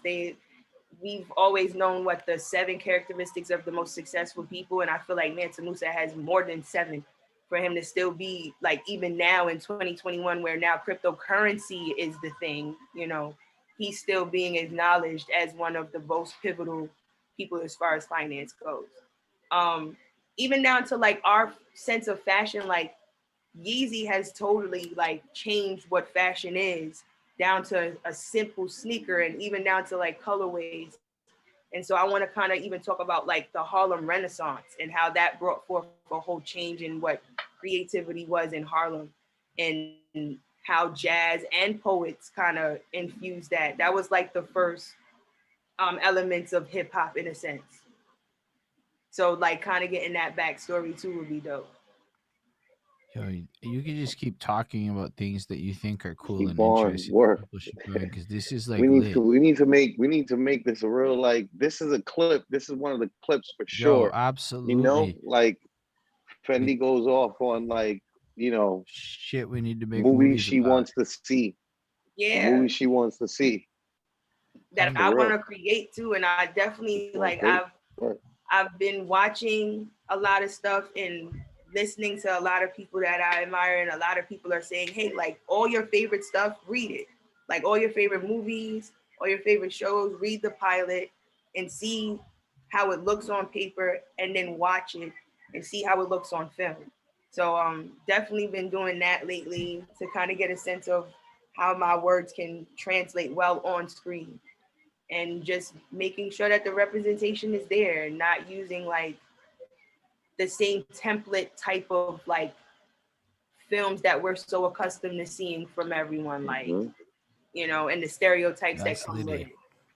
Yeah, look, earlier today I was just complaining on Facebook because Billy Crystal and Tiffany Haddish on the Breakfast Club, and I'm just like, who told people that we want to still see old white men mixing with everybody else? Like, always, like, it's always like old white, like, sit old white men down. Don't nobody want to hang out with no old white men. So I definitely don't want to see no more fucking movies It's about true. the combination of an old white man and a young black woman, or Yeah, an I feel old like we kind white of like, man and a we're so Kevin past Hart, that. We're so old past white that. man and a. There's always, or like, and then it's like when I talk about it, people are talking about like, oh, what about Black Snake Moan? And it's like that shows you how little movies we have in the reverse, that you can immediately name one in the reverse, but you can't go down the litany and list the way that I can. It's every year, every couple years, all of Woody Allen's movies are literally like, oh my God, I was the Jewish guy from Brooklyn. And like, it's just like, Scarlett Johansson, like I think what's his name is cool. Not Bill Murray. But like, Yeah, let's be he's real. cool. Like Bill Murray and Scarlett Johansson in real life. Like, stop that, fam. Like, let's come on. Like, who are we kidding? Like Like, maybe on a nobody's line on Whole Foods, but not nothing like in a couple or anything like like. It's crazy. It's ridiculous, and it's just like Yeah. we definitely need the other. We need like what you're saying, representation of other stories, and like different shit yeah, instead like of no like the stripper same old same. movies. I And love I'm also different shit. noticing too, like there's a lot more like female, like black women representation, but now it's like the typical, oh, she was a stripper, or she was a former drug addict, or she has numerous children, or numerous baby fathers, or she's just bitter, she has a drinking problem, something like she's not all together. And then they always have to make sure they have like the white savior complex of some sort. Perfect Yeah, example with that was like Freedom Riders, where you have like this teacher that teaches at this disadvantaged high school, and like that was this yeah. its own It's trend at one point. yeah. So The coach, the white coach that comes in and has to, Oh, Sandra my mom Bullock with loves that shit. yeah, you the know, My like VR mom eats that like up. thing that or the I forgot what one it was that it was the white dude going into a Mexican neighborhood. And it's always, I mean, Seriously. like it's No, like always it's the same I thing like over grew and up over. watching those movies on repeat, and it always is exactly what you're saying. And then like my parents would like watch it and be like, "Ah, it's the greatest shit ever." they get And Oscar nomination and shit. Like you just in there like what? Yeah, Real? I man, mean, you know what though? Our parents I like just felt it was they weird didn't that it know the was like things the that we same know. movie over and over again. Like as a teenager, like I just that's the part that stuck out to me. It isn't so much that whatever the writing's good or bad or the actors are good or even beyond that. It's like, yo, this movie is literally just a bunch of minority kids in the hood having hard lives, and this one teacher shows up. Like, you know what? I see the God in you. And everybody is just like, you know what? She's right. And then everybody just passes Because the straight. white person said it. They Because get the white straight person A's. said They it. going to She was there. college. That Like, it's just student, let's be crazy. very clear on like that student having had existed before that white. So it was, you were always talented.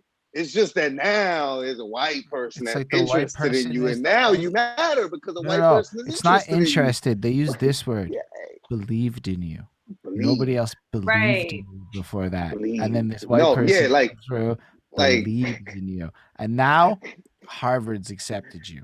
I What? swear, it's like that's what happens in all And then these there's fucking that movies. one student like that gave what him a that hard kid, time. And you know that that kid.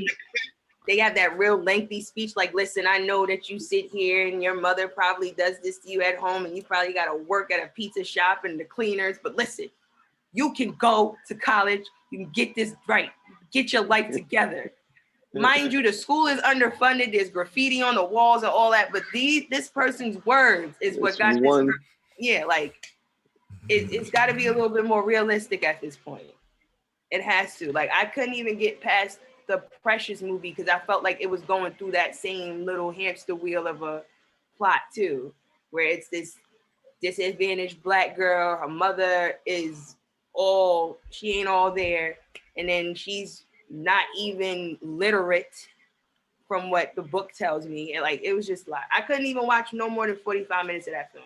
So I was just like, no, I don't like this. This is trauma porn. Yeah. And that I, seems I to be mean, like the new thing now. I call those movies Oscar grabs. Like we watched one, I can't remember the name of it. I just looked at the thumbnail and I said, "This is an Oscar. It's trying to get an Oscar." That's all this movie was, and it was just playing up on this. I don't remember which it was, but it was just black people going through hard times and racism in the music industry. Maybe I don't remember which one it was. Yeah, it gets so And, corny after a and it while was like, to exploit struggle like that because everybody can deal with that. It doesn't matter what or who you are. You can go through feeling ostracized by your family, despite if you're Jewish or black or gay or whatever the case may be. So but so just like then having but like they don't really like talk about the real shit, right? Like so you start like reading about this stuff and you start like digging in. Like this shit like what? I found a stat that like 5% of America was in the KKK at one point. Like 5% in the 30s when I did the math. That's like a lot of people. That's like And if it's more centralized in the South, that must be like crazy. Like, Hmm. I mean, you don't really see movies, I find, that like really break it down, like, oh, it's way more. Okay, fair enough. I just did math based Yeah, on the because numbers last I time have I in that checked, I one think it book. was like there's still like 134 chapters still open. Well, I just meant like in the 30s, it could be way more than 5%. I just did math. My math could have not been great. But let's say it's a sizable chunk of the clan that like exists. So when you look at the movies that talk about the clan, they make it sound like it's this closeted group of like 42 guys in the village that are like, sure, they're prominent, but there's only like ever like 42. Nah, this sounds like there was like the whole fucking town was the clan. And I never seen the movie where the whole town just shows up and like puts on the hoods. And when you read what happens to these kids, like the Emmett Tills, and it wasn't just him, like how Yeah, many of no, them? that's what But it they did was this though. towns and cities, That's you know what how, I'm yeah, saying? that's how you got to look at it logically, right? Like, what, simple example, right? You already know that, like, people of like different cultures, when they move to places, they move in groups together, right? So then you end up with like a Chinatown in your city, or a predominantly Eastern European group of people, or whatever group of people from all around the world, right, that end up in whatever city. Like, that's how it is. So people always stick together. So it's logical that, like, wherever you're gonna end up, if you're a racist, you're probably gonna end up there, because, like, you're like, there's other like-minded racists with you who are like, yeah, let's create our own town where we can just be the worst people on the face of the earth together and not feel bad, and we'll encourage each other. And that's how people are. It's just human nature. Yeah, shit gets real deep when you get into like all of Yeah. the things that was. But yo, I never saw it in the movies, is what I'm saying.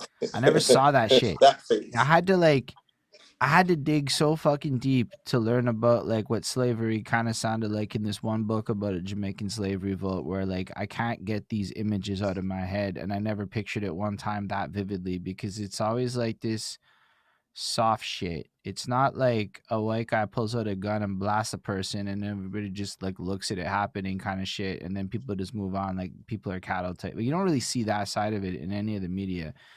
And that's where I'm like, I don't know if it's helpful, but like I just know that if me and mine saw that shit more, it might add more context to some of the things other people say. Yeah, that's why I really liked the show Lovecraft Country, because it kind of gave you a sense of what that was. Like, for them to even use a real life event like Emmett Till's funeral to also circulate an episode around, it was really dope to see that dynamic. And like, we definitely need to do that more, like the context within it all, like with even within the people that hated or even lied and said, hey, this person whistled at this white woman. Like, the narration of the whole thing, like, okay, yeah, this person lied, and then like they had to keep up with the lie, and then everyone else is all for it. They're like, listen, it doesn't matter, it's this type of situation, it's clean cut. And knowing like the disparity it caused the family, and like just the stain in itself of ignorance that is left on society too, because for so long it's been okay for this stuff type to happen, and for excuses or certain justifications to like let it go, or oh, like it's not as bad as you think, you guys came a long way from that type of stuff, but they found other ways to kind of still give us the lynch effect, if that makes Mm-hmm. sense. So Mm. but definitely a way of them doing that is like withholding the stories from us too of what we've gone through, and only putting their stories. Like, there's so many Yeah. movies about the Holocaust, like, Yeah, you know. no, I tell people all Facts. the time that when you look at it in reverse, right? Like, it's like they've had, if I was white, that means that since the beginning of the inception of movies and movie theaters and the movie business, I've seen myself in every role imaginable, in every movie and every show that has ever come out in the history of TV and movies. If I'm white, right? Like, you're literally the star the antagonist, you're the star's co-star, you're the female, you're the director, you're the studio Yo, owner, you're the key grip, you're the yo, it's assistant director, you're the every position was filled and has always been filled essentially with white people. They've seen themselves but it's in also TV like their entire Bonnie's lives. Bonnie just dropped a great one. Hollywood has run out of white stories, and we know this because all they're doing is They remakes. They ran out don't of have those a long time ago. They ran out of Yes, those I in the was just saying 80s. this is the era of remakes. I am that's so garbage to upset me. because it's like where's the creativity? Where's the ingenuity? Where are the new storylines? Especially when we're like in the 21st century, where are like even new sci-fi films? Like things are just gory and just deliberate now. Nothing has no creative basis at all. Like it's crazy. Yeah, I Like feel like honestly, the TV though last has movie been I was able revitalized. to really enjoy was The Great Gatsby, and that was only because Jay-Z infused hip hop with the 1920s, which I Yeah, thought so fucking fire. Like genius. Yeah. that Now was it got awesome. me to care. It got me to care about something that I've never cared about my whole entire life. Like I The never movie was gave good. not even like a half a quarter of an iota of a shit about like the Great Gatsby story, the book, none of it. Like I did not care I love the at book. all. I'm a And as soon as bookworm. I saw a trailer and it's got like what was it I I think it's forgot what song they got ham or something that Jay-Z Yeah, and Kanye had on Watch the the Throne saxophone, album. and then just That infusing the whole flapper generation and all that with the long cigarette holders. Like it was Yeah, just nah, so they made it fire. look sexy. They made it look sexy, and they did it. And like, even though we weren't there, we weren't represented. You didn't feel like we weren't there. We weren't represented because Jay Z is curating the soundtrack. no, And that then was one of the Lydia's soundtracks. Like I yeah, was drawn to the movie for the exact same reason, because like yeah. I mean, I tried classics with literature. I have tried every time I try to read a classic, I am very disappointed. So I just stick with my nonfictions and Did history they ever books. do a movie on Animal Farm? Cartoon movie. There's definitely a cartoon movie on Animal Yeah, Farm. I would love But for them not to like do something with George Orwell too. I feel like he was beyond his years too. but not I read one of his ones that was like in Africa. I don't the country starts with a B. I can't remember which Botswana, a different one. I don't remember. I'm not gonna remember right like now, the but still. Igor. But it So was like, yo, it was really interesting. It wasn't 1984. It was like really just social commentary on different shit. And like, there's a lot of stuff that Orwell wrote about that nobody ever talks about, including like racism and shit, which I think is super nifty. a lot of his books were banned, especially Mm, Animal Farm in 1842, 1942, whichever. 1984. Yeah, 1984. Sorry, but yeah, most of his books were definitely banned, or they stopped like printing them for a bit, and then they reprinted them out too. Apparently, there is a live one, and yo, shut up, Cabin. Cabin's commentary is extremely fucking helpful. I'm not gonna lie. But yeah, there's a live one too. Yo, somebody just said Brave New World. That movie is like fucking crazy. Like not good. Um, but yeah, I don't know where I was going with that. I just some you see the comments You popping got up when you lost in the speak book. out It's loud. okay, Poppy. It's okay. I Nah, watched I it like happen. I was just sitting here looking at it, watching it happen. I'm just like, I'm gonna let this keep going. yo book Let's see talk where this is is going. yeah, Book I don't know, talk, book talk. You got wrapped up in that, like bro. I'm always in the book talk. Like it's Yeah, man, I love books.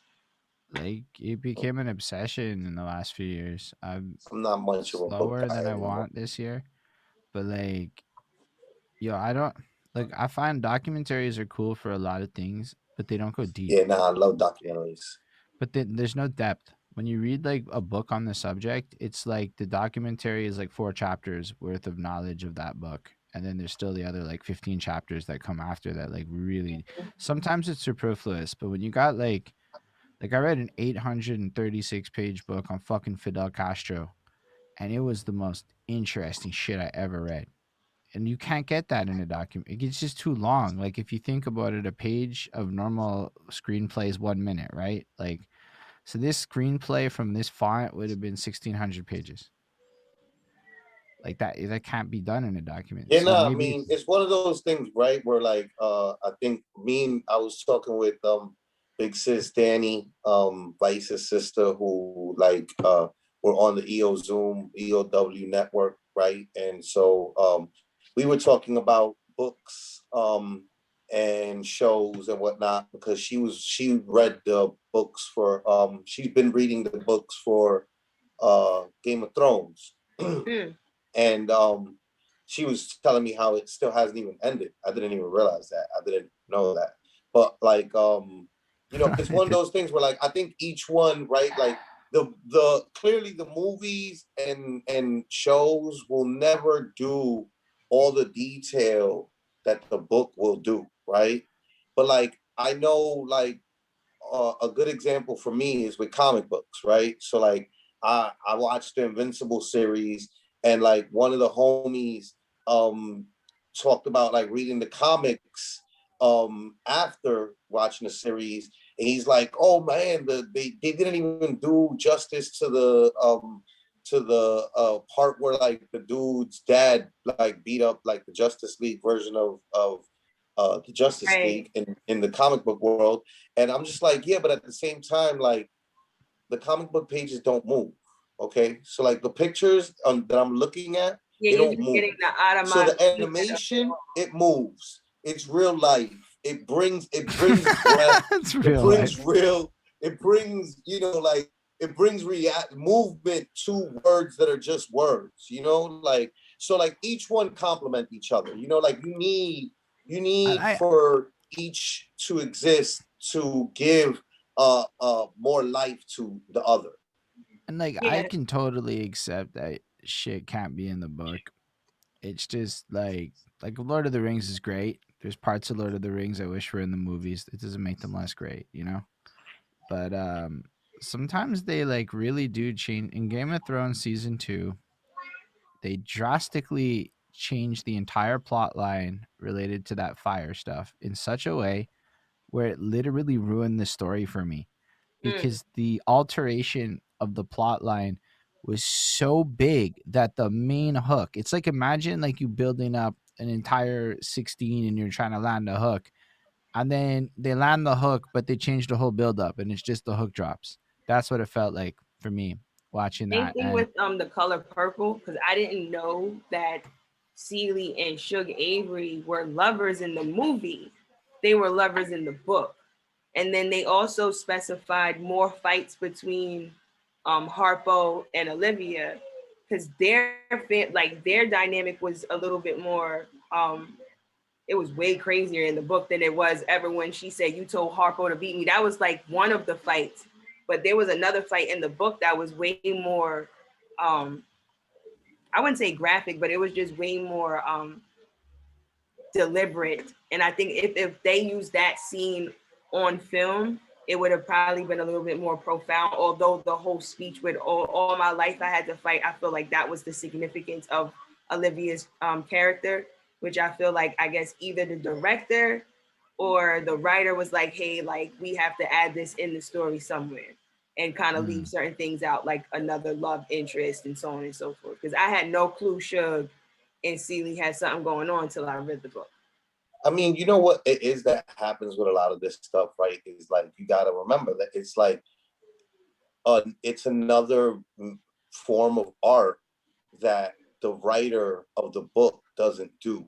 So like a director is like what happens with a lot of like DC stuff, right? Which is like sometimes it doesn't hit, but sometimes it does. But like Zack Snyder, he like when he went to go do the movies for the Justice League and whatnot, like he notoriously like talked about like, nah, he didn't read Batman growing up. Also, Christopher Nolan, who did the Dark Knight trilogy, like he's like, I didn't read Batman growing up, you know, like, but he did a great job with it, you know, and he stuck within like the lines. But and then another director might come around and like not draw within the lines of the characters that exist the way that the writer initially like made them to created them to exist.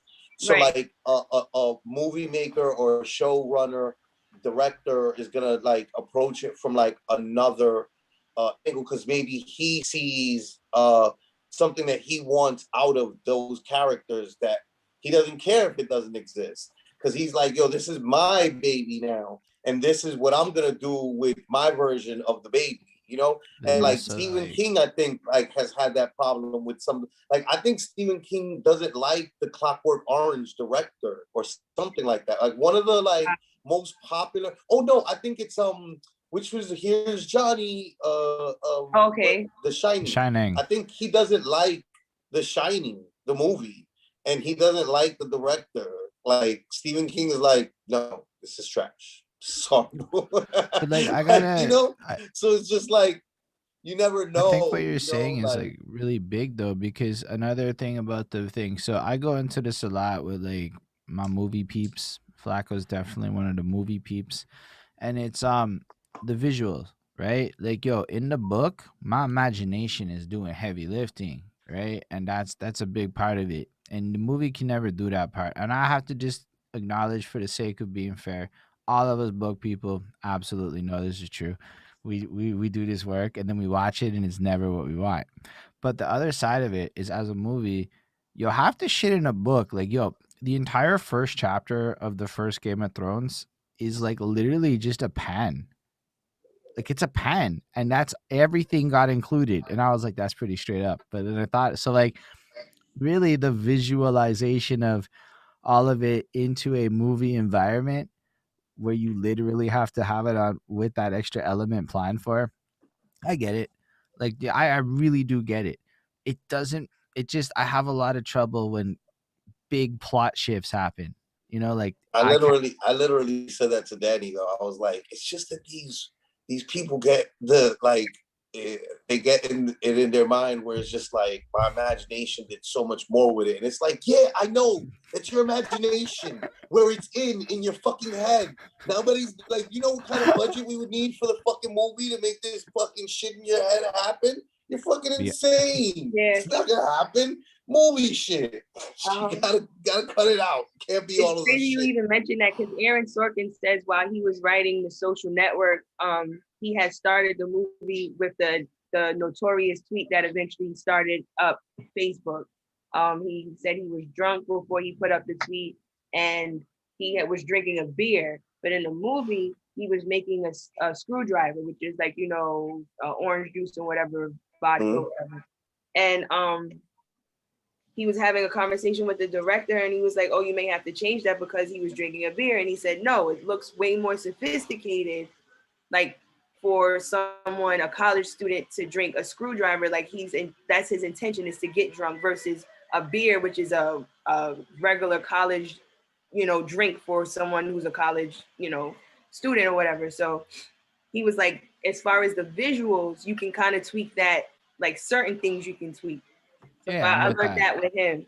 So it's crazy that you even mentioned that, but because a lot of comic readers and anyone who's like read a big series like Game of Thrones or even Harry Potter, they're really big on it matching the movie and the book. Like it has to complement each other. You know, Holden's face is like, yeah, he's like, yo, listen, we don't get to talk about books and shit like this a lot in my life on this podcast, because it's like, yo, do you read? No. All right, let's move on. I read 3 books every 4 years. And if they mention 48 Laws of Power, that's not a book. You can literally open it and start at any part of that book. That's not a book. I read every word of that book. It is a great historical database of things to Google. I don't care what anyone says. The parts where you break, yo, if you read the book, yes. I read every word of it. But then again, what do I know? It has helped me. Robert Greene's work being read to me versus reading it. So I have the Laws of Human Nature on Audible, and it's way better. 48 Laws of Power. I know what Fendi's talking about though, which is like, I'm tired of the men that exist in the world that are just like, you know, always spouting like 48 laws of power shit that is just like, bro, So like you're not I even hate that the way guy. people I don't talk even about know that why you're shit like though. quoting 48 laws of Because power. Like, so it bothers me like, you because they gotta quote this chill, shit bro. so Like, wrong. you're Nobody They reads the reference overreaching that book. right book like now. it's the Bible, and it's like, no, fam. Like your Oh man, absence is really not going to gain you anything. but No, it's we're like, It's not. like so when I see, everybody it's who like when like I see a does guy quote it modern like that, day negging a woman like it's 1999 and he just watched an MTV special like teaching him to do that shit, and it's just like, bro, just sit down, like just chill out. Like, we get it. You fucking learn to think for It yourself. is the You hype know, beast of like, the all, book. all I can say about like 48 Laws of Power is the way people talk about it is not the book I read. It's like when people talk about the Bible, and I'm like, bro, you didn't read the Bible. You listen to some people talk about some interpretation of the Bible, and that's what the fuck you're talking about. Because Or chapter, you analyze the book in a whole different way, because I was reading it. I read a lot of his books to kind of get a sense of what the hype was about, and also to know if I was to use these tactics, how um how keen do I have to be of human behavior to know, okay, this is going to work for this person, or this yeah. tactic is going to work for that person. Like, you have to really be good with human behavior and like sociology to really kind of encompass that book. So that shit to me is a defense book, and everyone acts like it's an offense book. And I It's use that at not. It's work definitely a all the defense. time. To me, it is that book alone is absolutely gave me a significant increase in everything in my corporate life. Why? Because if you use it in the corporate world, these people are sharks with second mortgages. Like, you are dealing with some Machiavellian shit. And the very introduction to 48 Laws of Power that nobody ever talks about is, yo, I actually hate this shit. But frankly, like in Machiavelli's The Prince, there are bad people in the world. And if you're naive, kind of like me, it's kind of helpful for you to understand how the sharks maneuver the waters. And it gives you a lot of detail. And I read that motherfucker, and I started applying it at work. Like, first thing was, don't outshine the master. It's so obvious until you think about the times you're cocky in front of your boss. And I stopped being cocky in front of my boss after that day. And I never once corrected him or anything publicly again. He loves me now way more than he used to. So I started doing these things for positive manipulation. And it has basically got me to the position where I'm sitting here talking to you. That book has been extremely helpful, but it's not an offense book. Art of Seduction is more of an offense book, and it's a weird one. But 48 Laws of Power is straight defense. And that's why it bothers me the way people talk about it. The Art of War, and the other Robert Greene book, the Art of Seduction, is some crap. Yeah, the Art of Seduction is weird. Very, Helpful but weird. very. It's not what people think it is. It's more like, if you're a marketer, shit, read that book. You're gonna be a better marketer. I definitely like how they reference Malcolm X and how he captivated a lot of his followers through what he said. He was very influential. So what I learned was with that book, just learning how to kind of appeal to people. Because they even break down like what was his name? Charlemagne. He wasn't the most attractive man, but he had all the women on him. So just learning how to kind of like maneuver in society and stuff like that, knowing what your niche is in society too, knowing if you're the playmaker or if you're the I'm a dandy. siren. I'm a fucking dandy. I read that shit and I'm like, oh shit, I'm a dandy. And Flacco's a dandy too. We fucking dandying up this shit right here. But it was super helpful to understand how to I'm better at content because of that book. Mm-hmm. Like, so like I hear people criticize it. It just tells me that they didn't read the book. I mean, listen, I think that what it is that, like, for like you said, right? Like, for you, right? You might have been naive to like the evils of the world. Like, Facts. for like for like somebody like me, or like Fendi, or like anybody who grows up in New York City, you kind of don't grow up blind to that. You kind of grow up like seeing it all around you at all times. So you're hyper aware already by the time you're like 7 about like the fucked up shit of the world. You know, like you've already seen so much fucked up shit that you kind of, and I think that that's what it is for New Yorkers. It's like hard to like appreciate it because we already call bullshit, see bullshit. Like we, you know, like we have this keen sense, like soon as we meet a person, whether or not like, you know, you think that they, you know, are of a certain breed of a person, or whether or not they're like maybe like not like of the streets. And it's just, you can tell things easier. So it's just like 48 hours of power is just like, bro, I don't need that shit. Like I'll tell you, No, I you It don't. was a good easily read, show though. It you, was a good read. It was. you know, but like I It's think definitely that's not where like the one book that I'm like, yeah, that's like so like no. Yo, Robert Greene had no idea it was going to turn out the way it did. Like, he's bamboozled by it. But he The leveraged point where that it into took us some spending time a to year with 50 Cent. And that 50th Law book is litty. It is one of the greatest of the. That's It's one book possibly I'm the best trying to Robert keep Greene my book. hands on. I definitely don't want the audiobook for that. I definitely want a physical copy of that. Yo, it's got like gold trimmings. They 50 made sure that shit was nicer than everything else he did. I mean, it's 50. Like, you know, Right, you yeah. gotta expect that shit. Yo, it's cool. I'm glad that he basically dedicated the 49th law to 50. Like, to me, that made Robert Greene like a guy who was more about it than people like realize. He was just on a history quest and he deduced this shit. Do what you want with the information. It's unfortunate that it's mostly certain types of people who consume it and then give it a reputation. I Absolutely. digress. I feel like Flacco's like, we can move on from Robert Greene. So the face is practice. It was almost creeping into the same region of like when I was watching Kid Noah. I was just and he brought it back like the beginning of his bars like 3 times at the beginning. I was like, by the 3rd time, I was like, yo, bro, you gotta stop. You gotta cut this shit out. You gotta go through this shit. I'm not ready to sit through this again. I was sitting here like. And I love that battle because I knew that if he and I were to battle, I knew I couldn't just battle him like anybody else would battle a Christian. I've watched all the horsemen just about like the Saga battle and A Ward battle, and all their opponents would be just so like, no, like nothing that really stuck or no like concept to where I can target you, I can target religion, I can target the Bible, I can even scheme about the Bible. Like, and I said it myself before I even started writing. I was good. I was like, hey, like, has anybody ever schemed like the books of the Bible? And someone was like, no. I was like, okay, I'm gonna make sure I do that. And I picked which testament I was gonna do it with. I ended up doing it with the New Testament. I used no curse words. I was like, if this person wants to even want to show his congregation and have his congregation on his side, I have to do this to where if I don't have anything vulgar on my side, they'll say, okay, wow, this was a great playing field. She gave you a run for your money. So yeah, no, you did an outstanding job. It was great.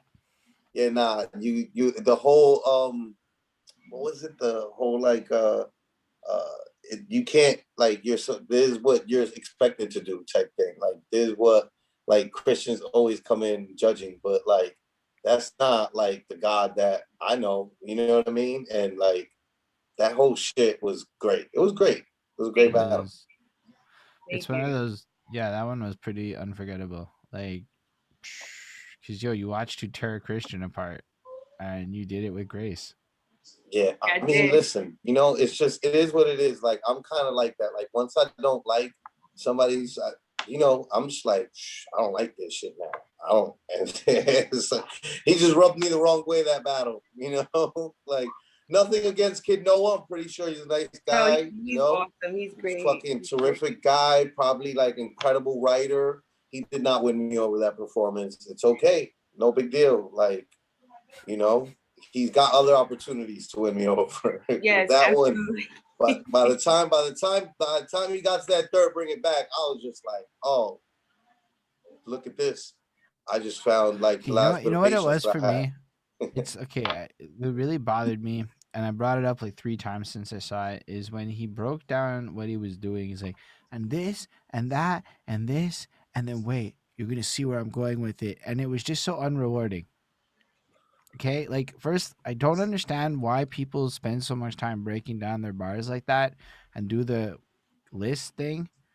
I noticed I have to do that because I noticed like the bars that I come up with are a tad bit complex. So like last week I said something like, her name was Crystal, so I said, Crystal is here, but son, I'm charged up to show John how truly great I am at this. So I was scheming on the stones, Crystal and Amethyst. Nice. And like, it didn't resonate.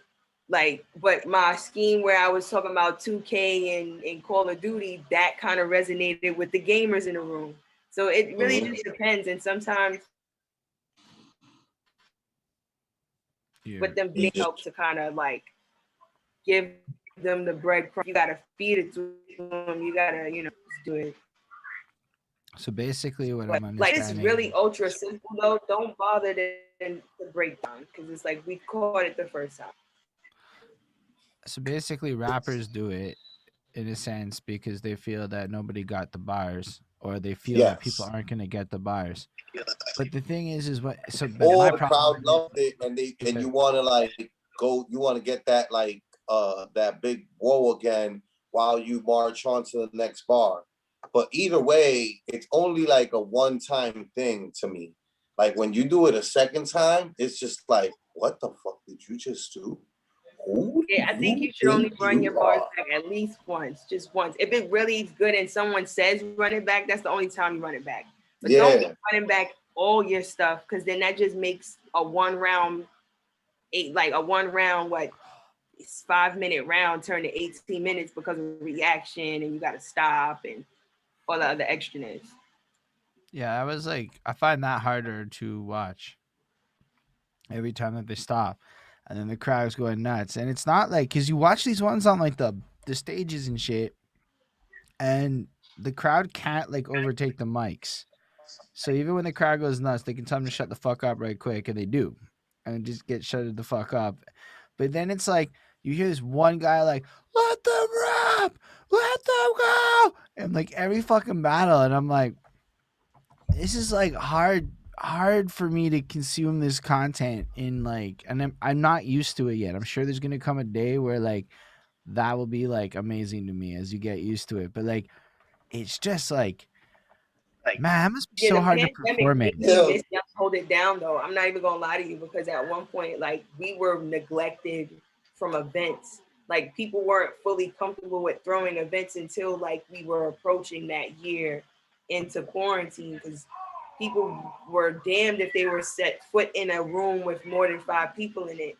And now with people starting to kind of like congregate again somewhat, like people just want to show out. They're just like, oh yes, I heard it. Like, anything is fire at this point, and everybody got to be like, hold it down, be quiet, hold it down by the chicken, the whole nine. Like, so that's just there's certain things in battle rap that I love them, but I think it's even funnier watching Holden and his journey, like going through it like for the first time. You know what I mean? Like, it's just pretty interesting for me to watch him like go through his journey and shit. He look at him, he's like, this hold it down shit. The fuck?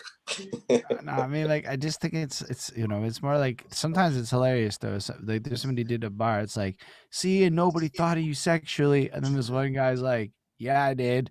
And I'm like, that's the funniest thing ever. Like, this guy was like playing on the crowd, playing along. This guy's like, nah, I totally thought the thing you said. And I'm like, it just breaks the bar. Like, there's so many more elements to it. Like, I don't know. It's fun. It's like, it makes me admire the performance, because like, ain't nobody doing that if I rap the song. Right. I mean, they're not. They just sit there. If they don't like it, they do this. Yep, and that's what you get. That's the end of it. Nobody's heckling you, really. Yeah.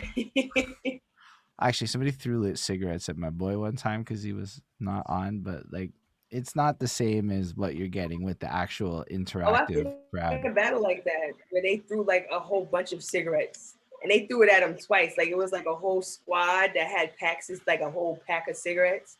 I think they had like probably invested 3 cartons for this moment. Okay. And they threw like homeboy had a whole pack like this, and literally like football threw them shits at this one person. It was so funny. And then the guy was like, we gonna hit you with another 100 cigs, and boom, it was like hilarious. Yo, battle rap though, yo. It was so funny. It was hilarious. You know what? There's a thing in comic books where it's just like whenever you like get to a point in the storyline that you're just like, what? Why? You're just like, because comic books. And like battle rap kind of has that, where it's just like if somebody were to hear that, they'd be like, what? Why? It's like, because battle rap. Battle rap. It's such a dope culture. It is. It really is. It is. And you're absolutely wonderful at it, Fendi. Thank you. You're dope. I like what you do. You're fucking fantastic. I totally appreciate you guys for having me. Yo, I appreciate you. We appreciate you for stopping by. Thank you so much for taking the time out. You know what I mean? Like, you already know me. You know how I get down with you. You know, like my praise for you is always 100% real and authentic. You know, because like I really respect like your talent. You know. Thank you. So yeah, you already know. Honestly, you're really smart, like really fucking smart. And it's always a pleasure to talk to people who are able to just, express themselves the way that you do, and like have such a diverse amount of ideas. Like you could probably just throw it on any topic, just ready to go, whatever it is. Just have a little knowledge ready to drop on it, and that's fucking cool. Those are like my favorite people to talk to on this thing, because it means that no matter where the conversation goes, it's gonna go. Yeah, it's gonna go. Yeah, absolutely.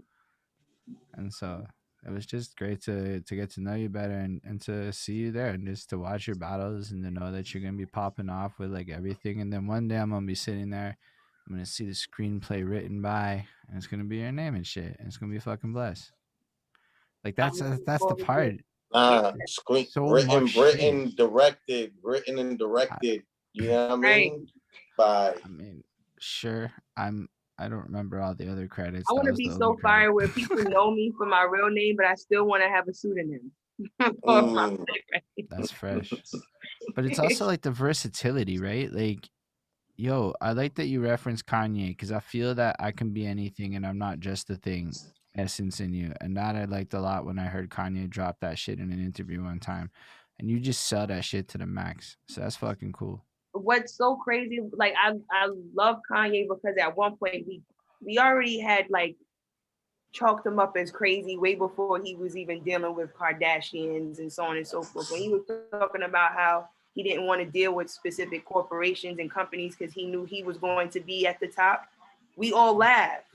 And it was like, we used to quote and coin the phase, it ain't polo though, but now we're all rocking Yeezy to the point where everybody laughed at him and like degraded him and talked wild shit. And it was just like, I mean, the joke's on everybody else, because it's like now Yeezy's name is up there with Jordan, like in competition of sales of sneakers, and like just like his name is getting up there to what like Walt Disney and all the names that everybody was like getting upset at him for saying.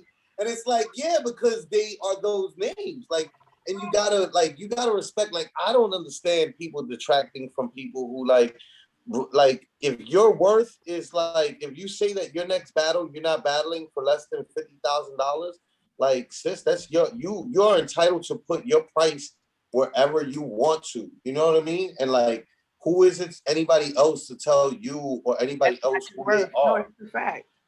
Yeah. Absolute facts. Big facts. So yeah, thank you again for coming through, Fendi. Thank you, Liddy Bro Flacko, for being wonderful too. All the people watching, for being here, being great. Thank you for watching. Appreciate y'all. I'm looking forward to coming back here with more stuff to talk about. Yo, it's definitely gonna happen. Thank you to the people in the crowd. We are not nothing without you. You know what I mean? Thank you so much for showing up. Thank you for the people in the future who watch this, because y'all are also wonderful. Don't think we don't care about you. You're just not here with us now. So that's why you should hit up the youtube.com/EOWTVs and make sure to show loves. It's /EOWTV, I think, on all the platforms, or EOW, EOW.com. is the website, because end of the week is a big part of the reason why this is happening. So we can't like not shout them out and give them some love at the end. Always big shouts at the end of the week. We're literally on their Zoom, so like big shout outs to them. And yeah, so thank y'all for being here, and it was a real good time. So y'all, I guess live long and prosper, everybody.